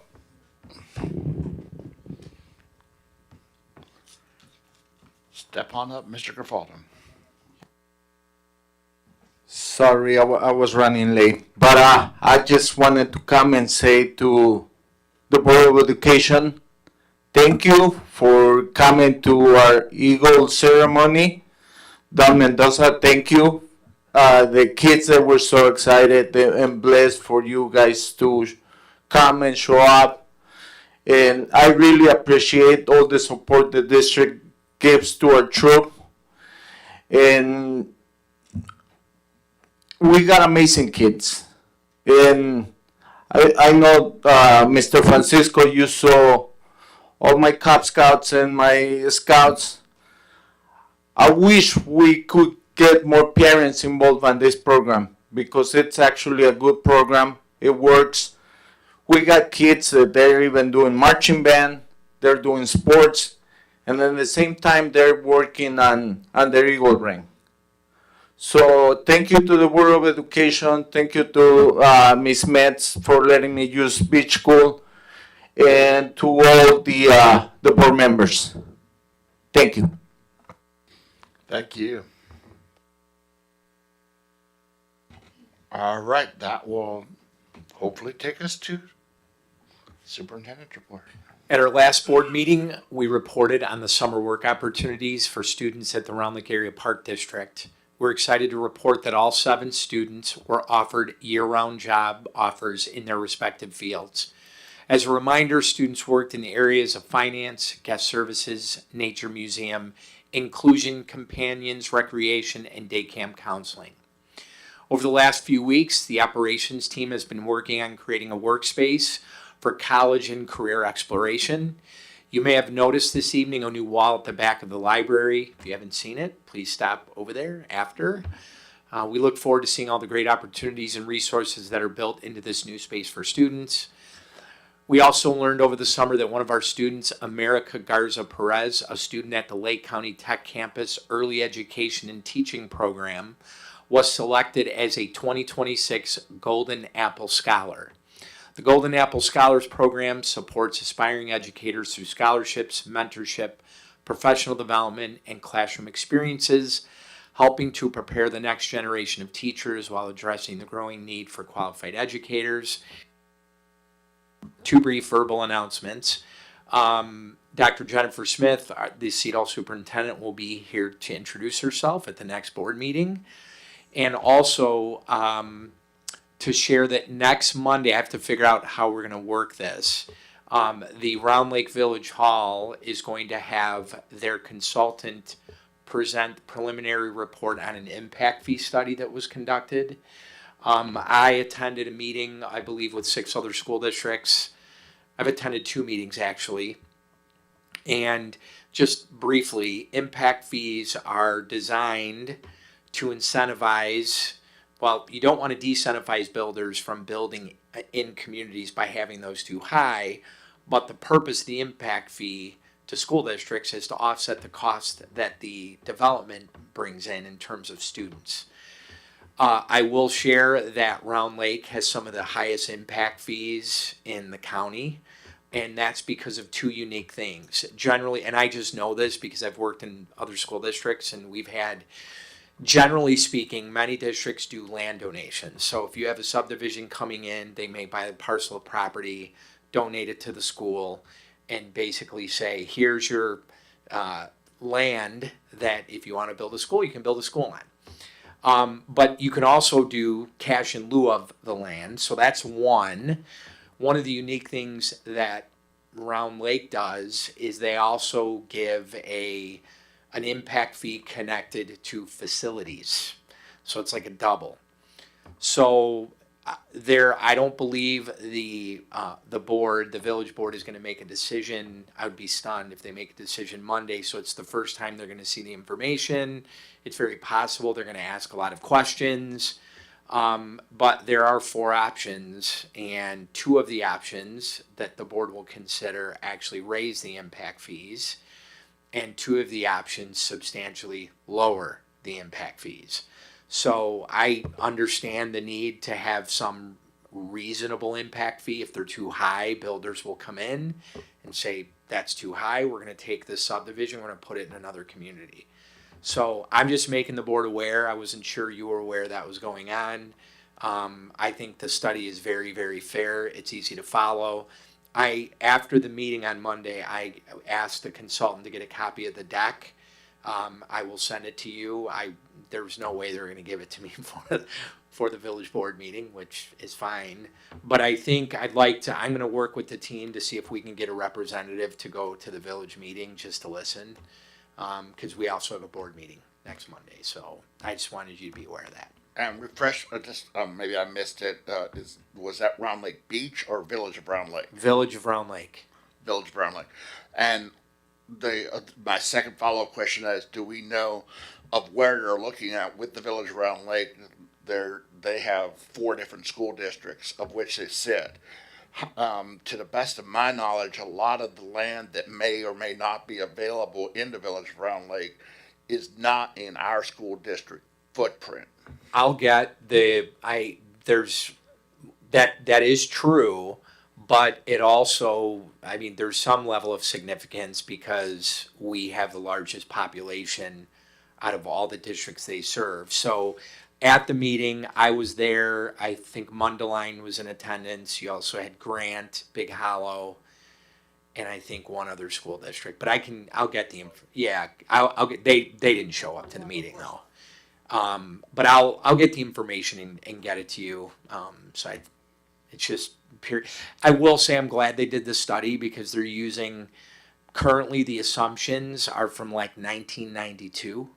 And they use what's called the Naperville formula. It's from the city of Naperville, actually. That some mathematical calculation to determine like cash land value in determining these. But the other thing of significance that is rapidly changing is prior to 2010, depending on the community, most apartment complexes weren't generating high numbers of students. But now, given the cost of living and the challenge, you are seeing substantially more students being generated from multi-unit subdivisions. So they have modified it to factor that in. So I'm not a demographer. I can read though and have my own opinion. It seemed like the study was done very, very well, very thoughtfully, and it was fair. The demographer is not making a recommendation. That's not their job, the consultant.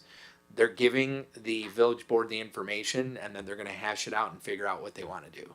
So. Thank you. Any additional questions for Dr. Mendoza? Hearing none, we'll transition to committee reports, and this evening had a finance committee update. Thank you. Yes, the Finance Committee met earlier today. We have a fairly short agenda, but on the agenda today, first we had were free hugs, not literally free hugs. This is a motivational speaker. 2026 free hugs. We've had this motivational speaker previously here at the high school. The high school would like to bring this back. We've gone over the certificate of insurance, background checks.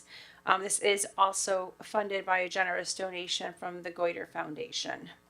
And they would like to bring them back. And with everything in check, that is in support. Also, we're already talking about the 2026 homecoming, which is quickly around the corner. And they want to use a new DJ this year, who will also, not to ruin any surprises for anybody, but will also have a photo booth at homecoming. Again, checking his certificate of insurance, background checks, all the documentation and contract, and of course making sure the gym floor is protected. Next, we had up our electrical and heating, ventilation, air conditioning service agreements. As the board may recall, we do use outside services for that. We don't have internal or anyone on staff that takes care of our electrical or our heating and cooling needs. We've actually have used these two vendors that you're looking at the finance packet for some time, but now we've actually formalized the agreement that has specific, calls out the amount of days and time that's needed. Of course, should, and let's hope not need to exceed that, of course we would pay the going rate. But this really is to formalize the process for these two service providers going forward. Yeah. Just one point of clarification. We do have one HVAC tech on staff. There are two vacancies that we've had one vacancy in the HVAC team that for quite a long time. The electricians, we have two vacancies, and we've only been utilizing outside vendors to support that. Yeah, thank you for that. I forgot. Thank you so much. Appreciate that. Next is a donation of property. This is at Ellis School. You might recall the board administration was looking to maybe add that third lane to hopefully ease the congestion at Ellis School. Well, that's not immediately on the docket to get that completed. Either way to do it, we need the donation of property from the Park District. There's just a small, I don't want to say a strip, but it's kind of like a strip of property where the park is. That's in front of Ellis. That is owned by the Park District. There's a sliver of property that we need when we go to move forward with this. So that's what this donation, intergovernmental agreement is for this donation of property. We are trying to get clarification, and when this comes forward, we'll have this regarding how that property is actually transferred to us. While we have this intergovernmental agreement, we need to make sure either the plat survey is updated, is there a PIN, how that shows that we have that ownership. Again, not knowing when this will happen, we need to make sure whoever's here can clearly delineate, is it 5 feet, 6 feet of property, shows that it's ours. So that will be coming back as well. And then the last two items is the purchase of a minivan and then a lease agreement for the buses, which is on our full agenda coming up shortly. So we'll speak to those in a few moments. The rest were informational items, and that's all we had for finance. Unless Mr. DeVera wants to add anything. Oh, good. Then we're good. All right. Any questions for the Finance Committee? Thank you. Hearing none there, we'll move to approval of open meeting minutes. I need a motion to approve the minutes of the regular board meeting minutes of July 6th, 2026. So moved. Second. Motion by Mr. Jewett, seconded by Mrs. Klingler. Roll call, please. Miss Lee, Yes. Mr. DeVera, Yes. Mrs. Negretti McGinley, Yes. Mr. Jewett, Yeah. Mrs. Larson, Yes. Mr. Francisco, Yes.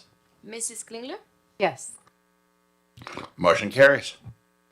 I need a motion to approve the July 7th, 2026 special board meeting minutes. So moved. second, Motion by Ms. Klingler, seconded by Ms. Lee. Roll call, please. Mrs. Negretti McGinley, Yes. Mr. Francisco, Yes. Mrs. Larson, Yes. Mr. DeVera, Yes. Mr. Jewett, Abstain. Mrs. Klingler, Yes. Miss Lee, Abstain. Motion carries. Next, I need a motion to approve the consent agenda for the following items. The accounts payable report for $4,005,735.61. The previous motions report for $127,855.74. The May 2026 Treasurers Report, the June 2026 P-Card Report, and the July 27th, 2026 Employment Report. So moved. Second. Motion by Mr. Jewett, seconded by Ms. Klingler. Roll call, please. Mrs. Negretti McGinley, Yes. Mr. Francisco, Yes. Mrs. Larson, Yes. Mr. DeVera, Yes. Mr. Jewett, Yeah. Mrs. Klingler, Yes. Miss Lee, Yes. Motion carries. And that will bring us to old business and the second reading and adoption of board policy. Any questions from the board? This is the second time it's come up. This is for the final overall vote. Any questions, clarifications? Hearing none, can the, All right, I need a motion to adopt the proposed revisions to school board policies as listed within the memorandum. So moved. Second. motion by Mr. Jewett, seconded by Mrs. Klingler. Roll call, please. Mr. DeVera, Yes. Mrs. Larson, Yes. Mr. Francisco, Yes. Mrs. Negretti McGinley, Yes. Mr. Jewett, Yes. Mrs. Klingler, Yes. Miss Lee, Yes. Motion carries. Sorry.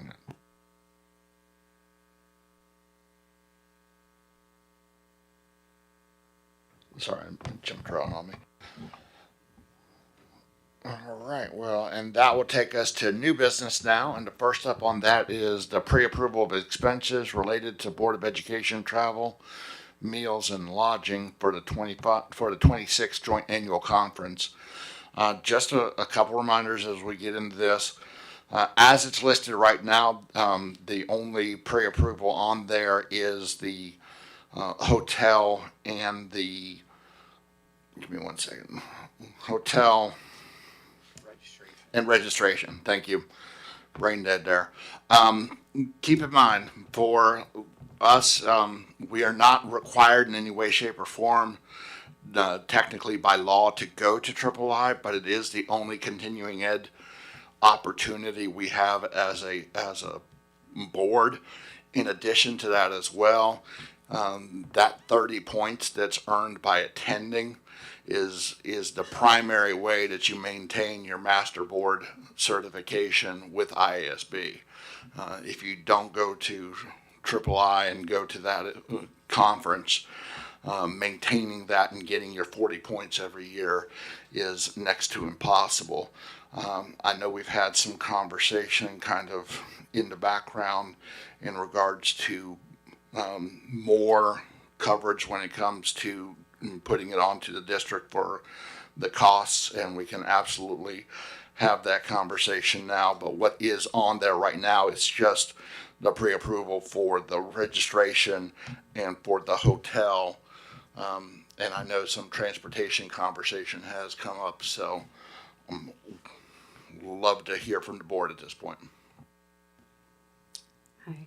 So in addition to the master board member status, which is nice, but is not as important as there's a vote there. That's important to go to, and we've voted on very important things before relating to education services, keeping them at the age of 22 for continuing education for people that were cognitively impaired, as opposed to changing it to 18 or having teachers armed. I mean, there's been really important votes that we voted on.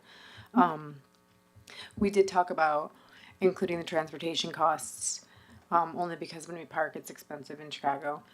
I do maintain that these are legitimate expenses, and I think they should be considered being included. But that's my thoughts on the matter. So I think we were gonna include the parking fee, or train fee. I know we all take different modes of transportation. And we all carpool as well. So that will be added in there. I know not all of us will be submitting because we carpool. So that we have a number of 2 not to exceed. So it would include transportation, but that means just like train, parking fee, and then hotel, and then the registration cost for the conference. Unless there's objection. Okay, do we have that updated number of what that 2 not exceed I is? do. Okay, It'll be thank read you. into the motion.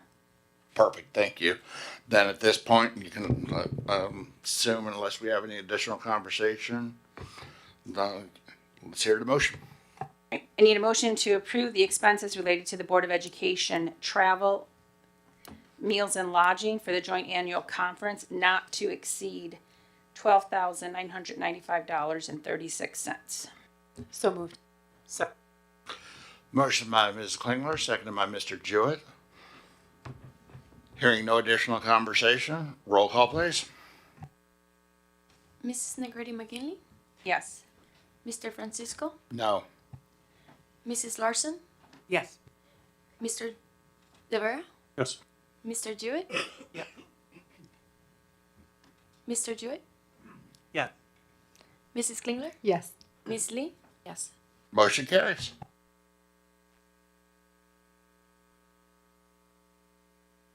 All right, next up on the agenda then is we transition to personnel inventory. Dr. Sheath. As we frequently do, we come to you to ask to make adjustments to our personnel inventory as the needs of the district continue to evolve. In your packet on the document on the second page, it gives you a grid of the changes that we're asking for in the very first section. It is basically exchanging one position for another. So for example, the very first one, we had a data specialist that was working between the technology and T&L departments.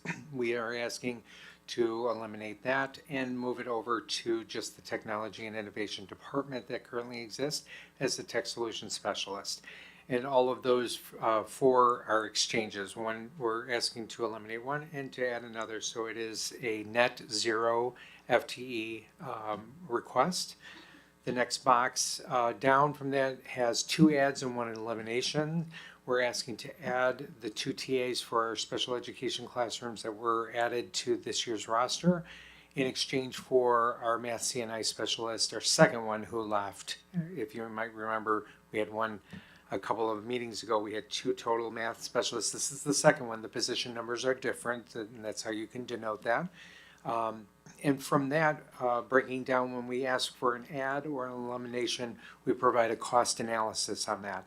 So for the 2 teaching assistants for the district, the average cost amounts to $112,678. That's all in the average salary, the average benefit package.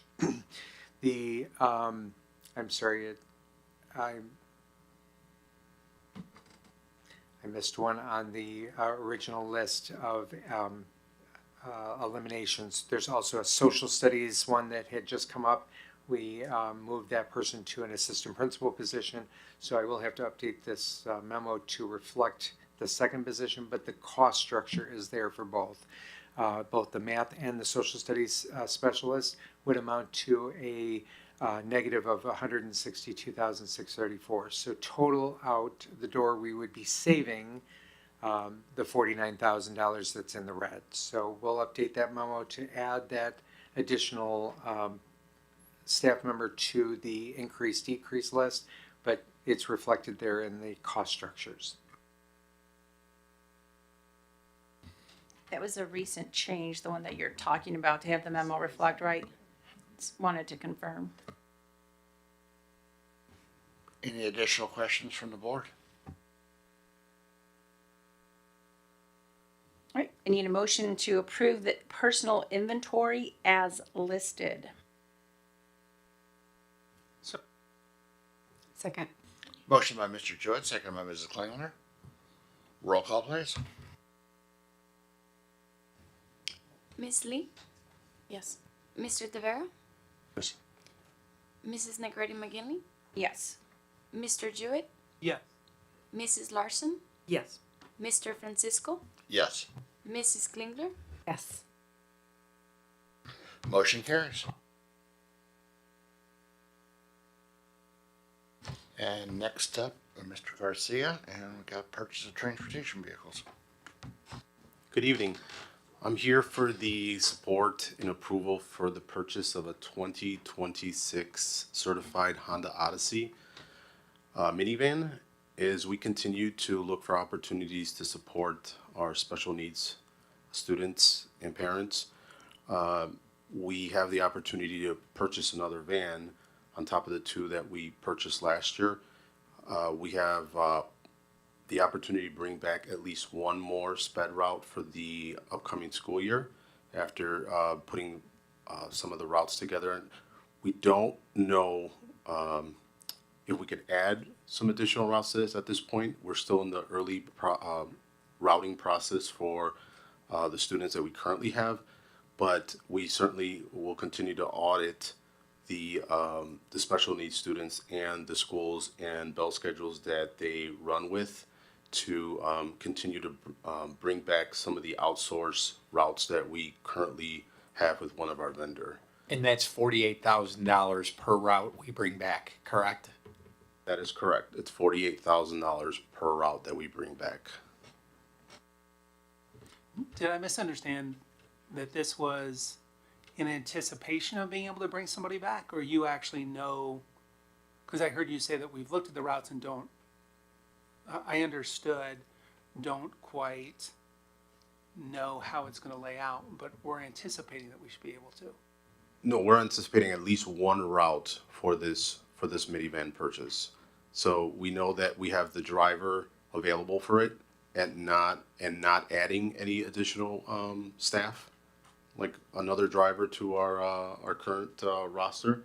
So we know that we have an opening for the van. We know that we could at least bring one route back that would save us $48,000. Got it. So you said you weren't sure if there were additional. You just know that there was one at least. There's one at least, yes, yes, and based on the enrollment of students and whatever programs they go to, whatever outsourced out of district schools they go to, and what their bell schedules are, then we're able to identify if we could add anything else to that we could tier up with this route. Did we, and I probably missed this, did we have any kind of resolution on what we were doing with the 15 passenger vans? The mini bus things? The activity buses? Yeah. We're holding them. We aren't able to sell them at this point in time. I believe we began using them some this last spring. Yes, we started supporting athletics when the athletic trips are too in the afternoon. Sometimes we don't have the coverage to take care of our routes, and we've agreed with Earl that a coach for a small team, like for example, I believe the fishing team used it a couple of times. If we're not able to cover it, then that coach could take that. And they've been using it. Thank you. And Earl being the Education Association of Round Lake. Yes, another acronym. Just want to confirm. If I could, if finance could just add in regards to the minivan, not to speak for Mr. Garcia, I think he was probably anticipating, because we asked at finance, okay, we know you can do one route with this, but are you anticipating any other routes? And we know it's early in the year. We don't know all the needs these are for our special needs students. And a question that came up in finance from Mr. DeVera, we know we've purchased two previously, so this is our third minivan to take back routes.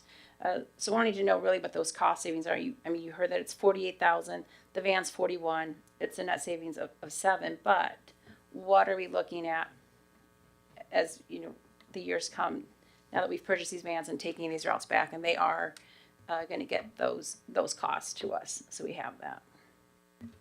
But that's 48,000 in 1 year. Right. And then Correct. you've already paid for the van and now you're just.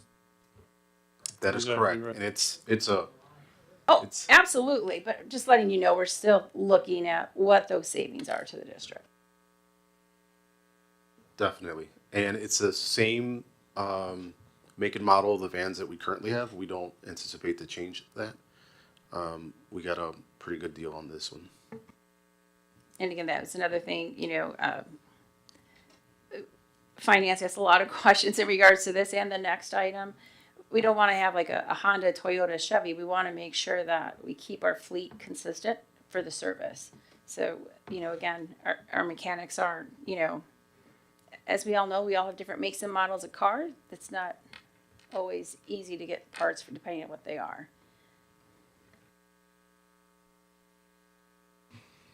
Hearing no additional conversation? All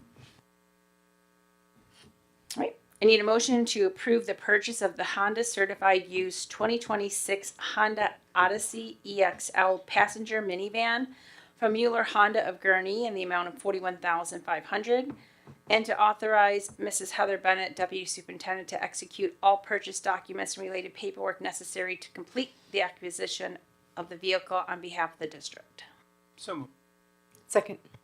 Motion by Mr. Jewett, seconded by Ms. Klingler. Hearing no additional conversation, roll call please.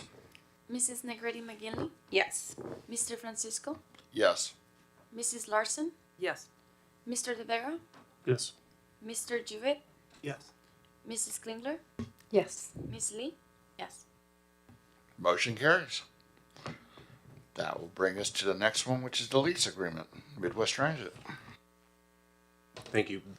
The second part is the school buses for the amendment of 43 buses. We have the opportunity, as you all know, the current fleet we had a rough year last year with doors, and ever since we bought this fleet, we have the opportunity right now to turn in 43 buses and receive 43 new buses that have been made some changes or some redesign things to these current buses that the manufacturer or Midwest claims that some things on the buses have been fixed. We feel it's a great opportunity to get rid of some of these buses that we currently don't know what holds for us at the start of the school year and in the winter months. We only went with 43 because 8 of our school buses are wheelchair and they only had hydraulic. So what that means is that we would have to train some drivers again to operate those vehicles. And we know that hydraulic would cost us money at the end of this 4-year lease. And what that means is that they would have to do some maintenance on them, some additional cost to brakes, brake lines, brake shoes, things of that nature, where the air brake on a 4-year lease, we don't do any of those changes prior to us returning them to Midwest.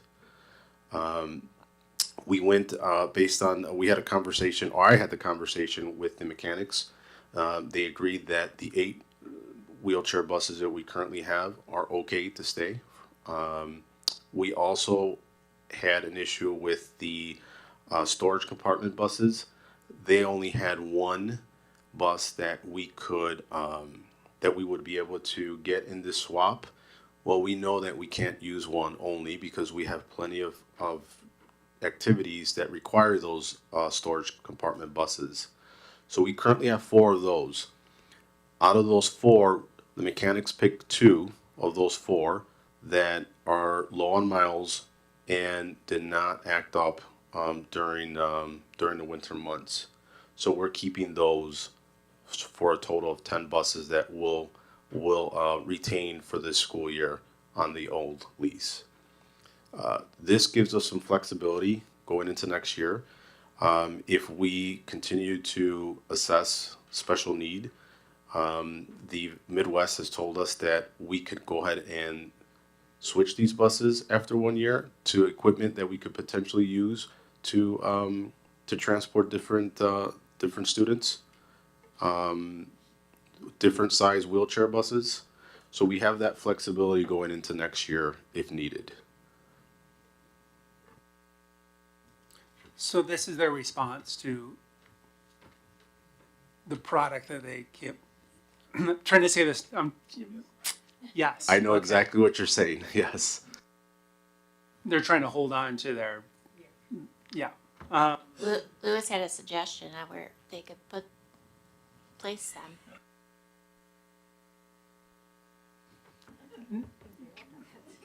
So at least, so one thing though is at least the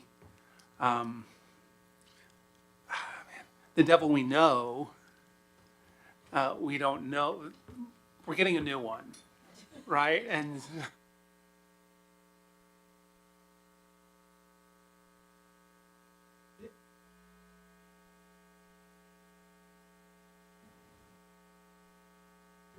I know where you're going, Mr. Jewett. So, and know that, and I don't know if Mr. Garcia was quite done with his presentation because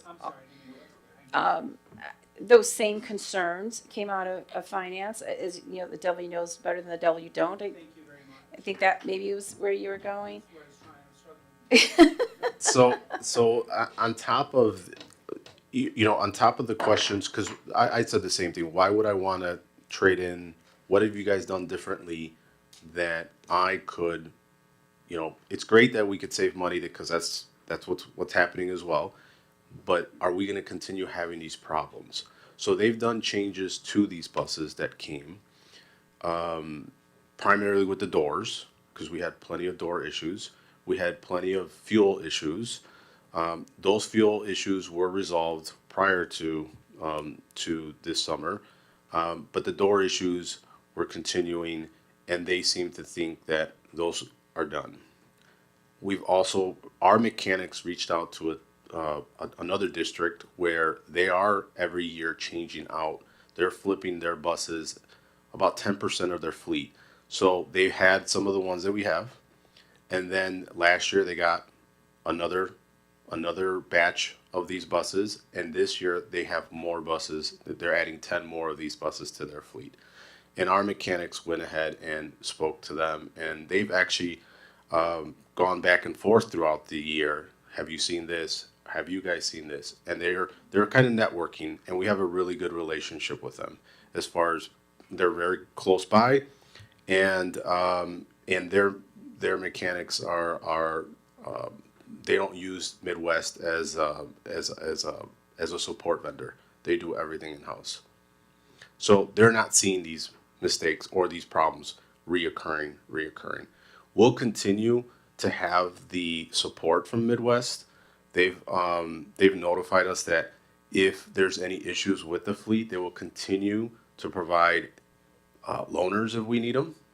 Okay, on-site support, like they still do that every week. There's somebody there from Midwest at our location, following up on seeing if there's any warranty work or anything that needs to get done. We currently have door motors in stock on our shelf that are warranty. The process is that if something goes down, then we have to do a warranty claim, and then it gets held up for a day or two. We have 4 motors on the shelf that we switch out the motor, and the bus is back up in a half hour and not down for days. That's something that they've been able to provide for us to make sure that that the bus is not down for days. And they'll continue to do that because we're still going to continue to have those 10 buses. That agreement's still in place. And once they think that the door motors or whatever is gone away, then we return those extra motors to them. But that's not going to happen. Can you talk about the emissions issue? Yes.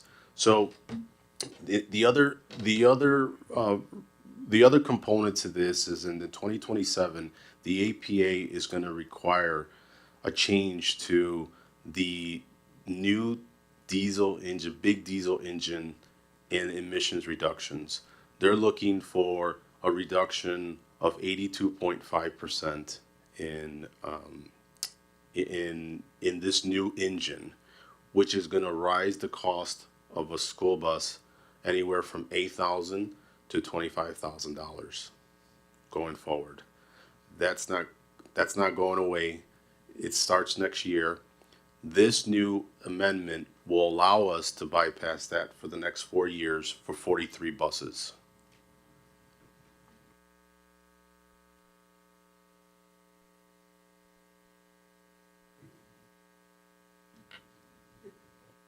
Is that because of the type of fuel that it uses, or why is that? It's the engine, clean air. It's all about the emissions. So the new software and the new components of this system will cost more money, longer warranties that they'll be giving to you. And that's why you're going to see that huge price. And just not in school bus. It's actually a little bit different for us because we're a lot of stop and go, a lot of idling. So that's where it's going to impact us. And as clarification, you're saying that it kicks the can to the degree because we're getting it before it hits. So, in other words, we would be adding to the pollution factor for the extra 4 years while we're waiting to have to reset. And then we would finally come on board with the proper level EPA. We would, anybody who has them before 2027 wouldn't be part of this. So yes, we would wait 4 years until we would be looking at purchasing those diesel engines with those modifications to it already, with those EPA standards. I was wondering about that too, but it sounds like it's because it's more efficient. Is that Well, correct? the ones that what we're getting now are the less efficient, and it puts it into a contract for 4 years so that we don't have to become compliant until the end of that contract. Okay, so not, yeah. Okay. It's potentially $25,000 at the high end for 43 buses. So 25,000 times 43. Now it's a lot of money, but that's we see the impact on the weather too. So.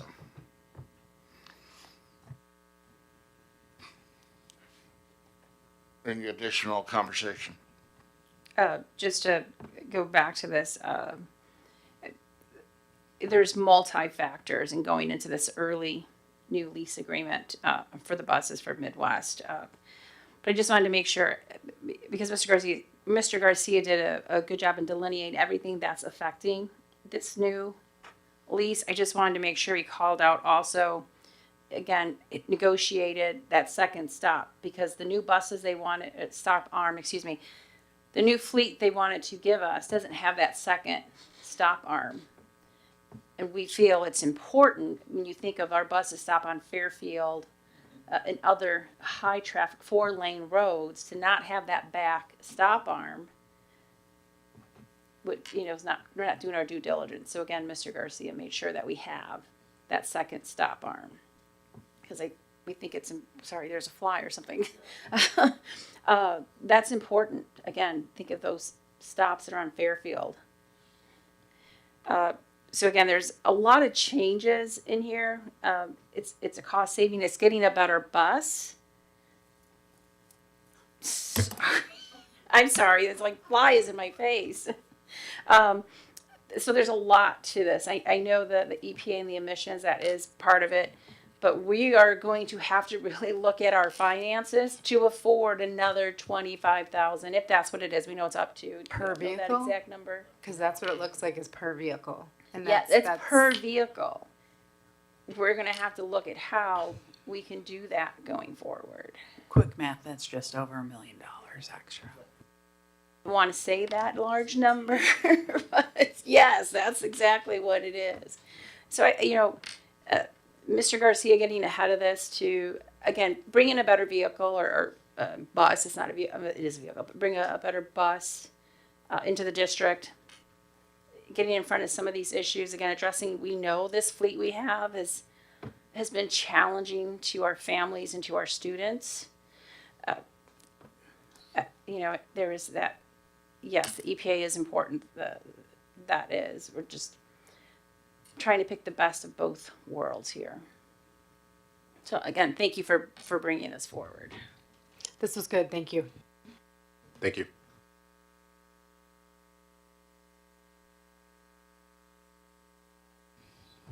Hearing none. All right, I need a motion to.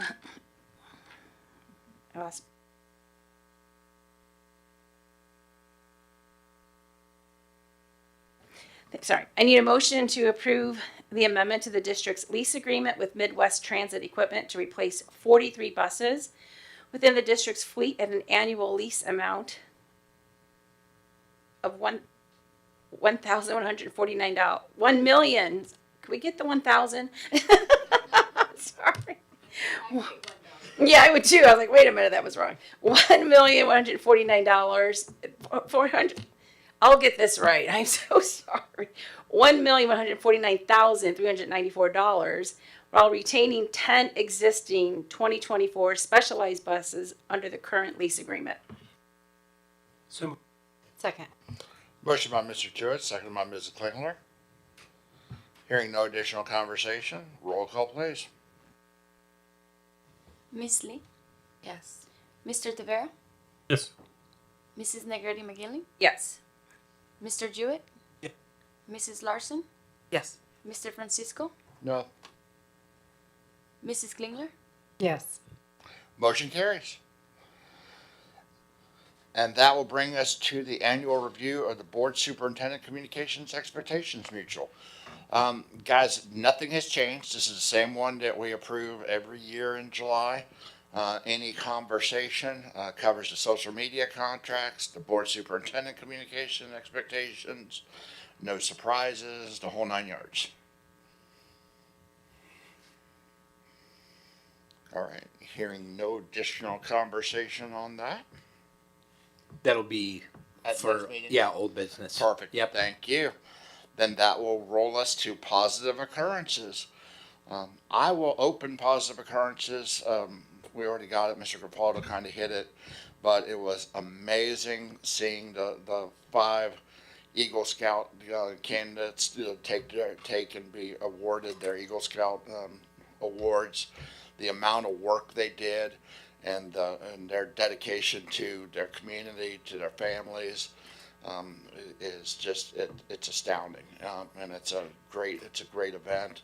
Was lucky enough to be able to sit with Mayor Brubaker as well, and be able just to be very proud of the quality of kids coming through our district, and just seeing the work that our community puts in to giving them the best opportunity possible. It just that cannot be more proud to have been there.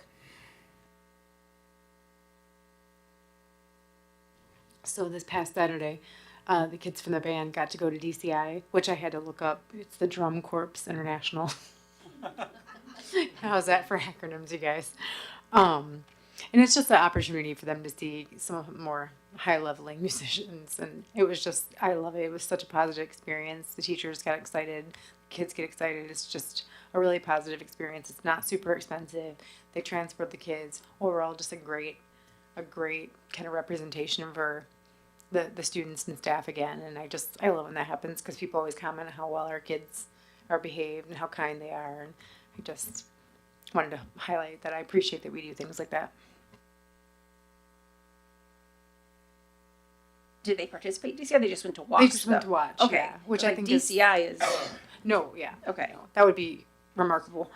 Well, But- don't we? I know we have had alumni in the past that have that are in DCI, Yeah, and a yeah. lot of times we've gone to watch them. Right. I just confirm. But I think it's nice to give them that opportunity to see some of those, kind of the continuing education of it. Absolutely.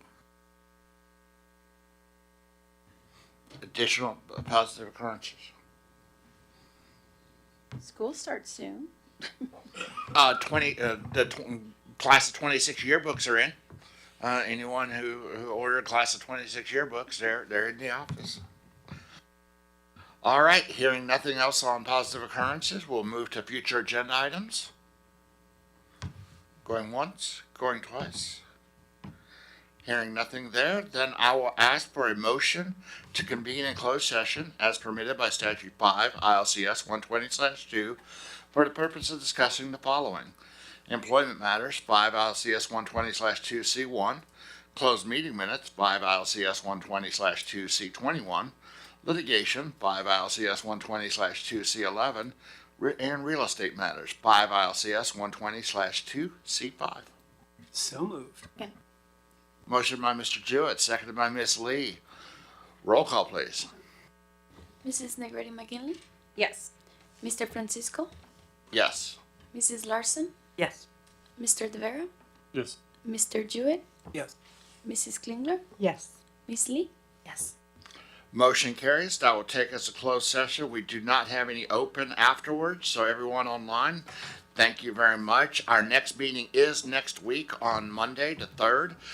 So short turnaround, and we will see you guys all then at 7 o'clock. Have a great evening, everyone.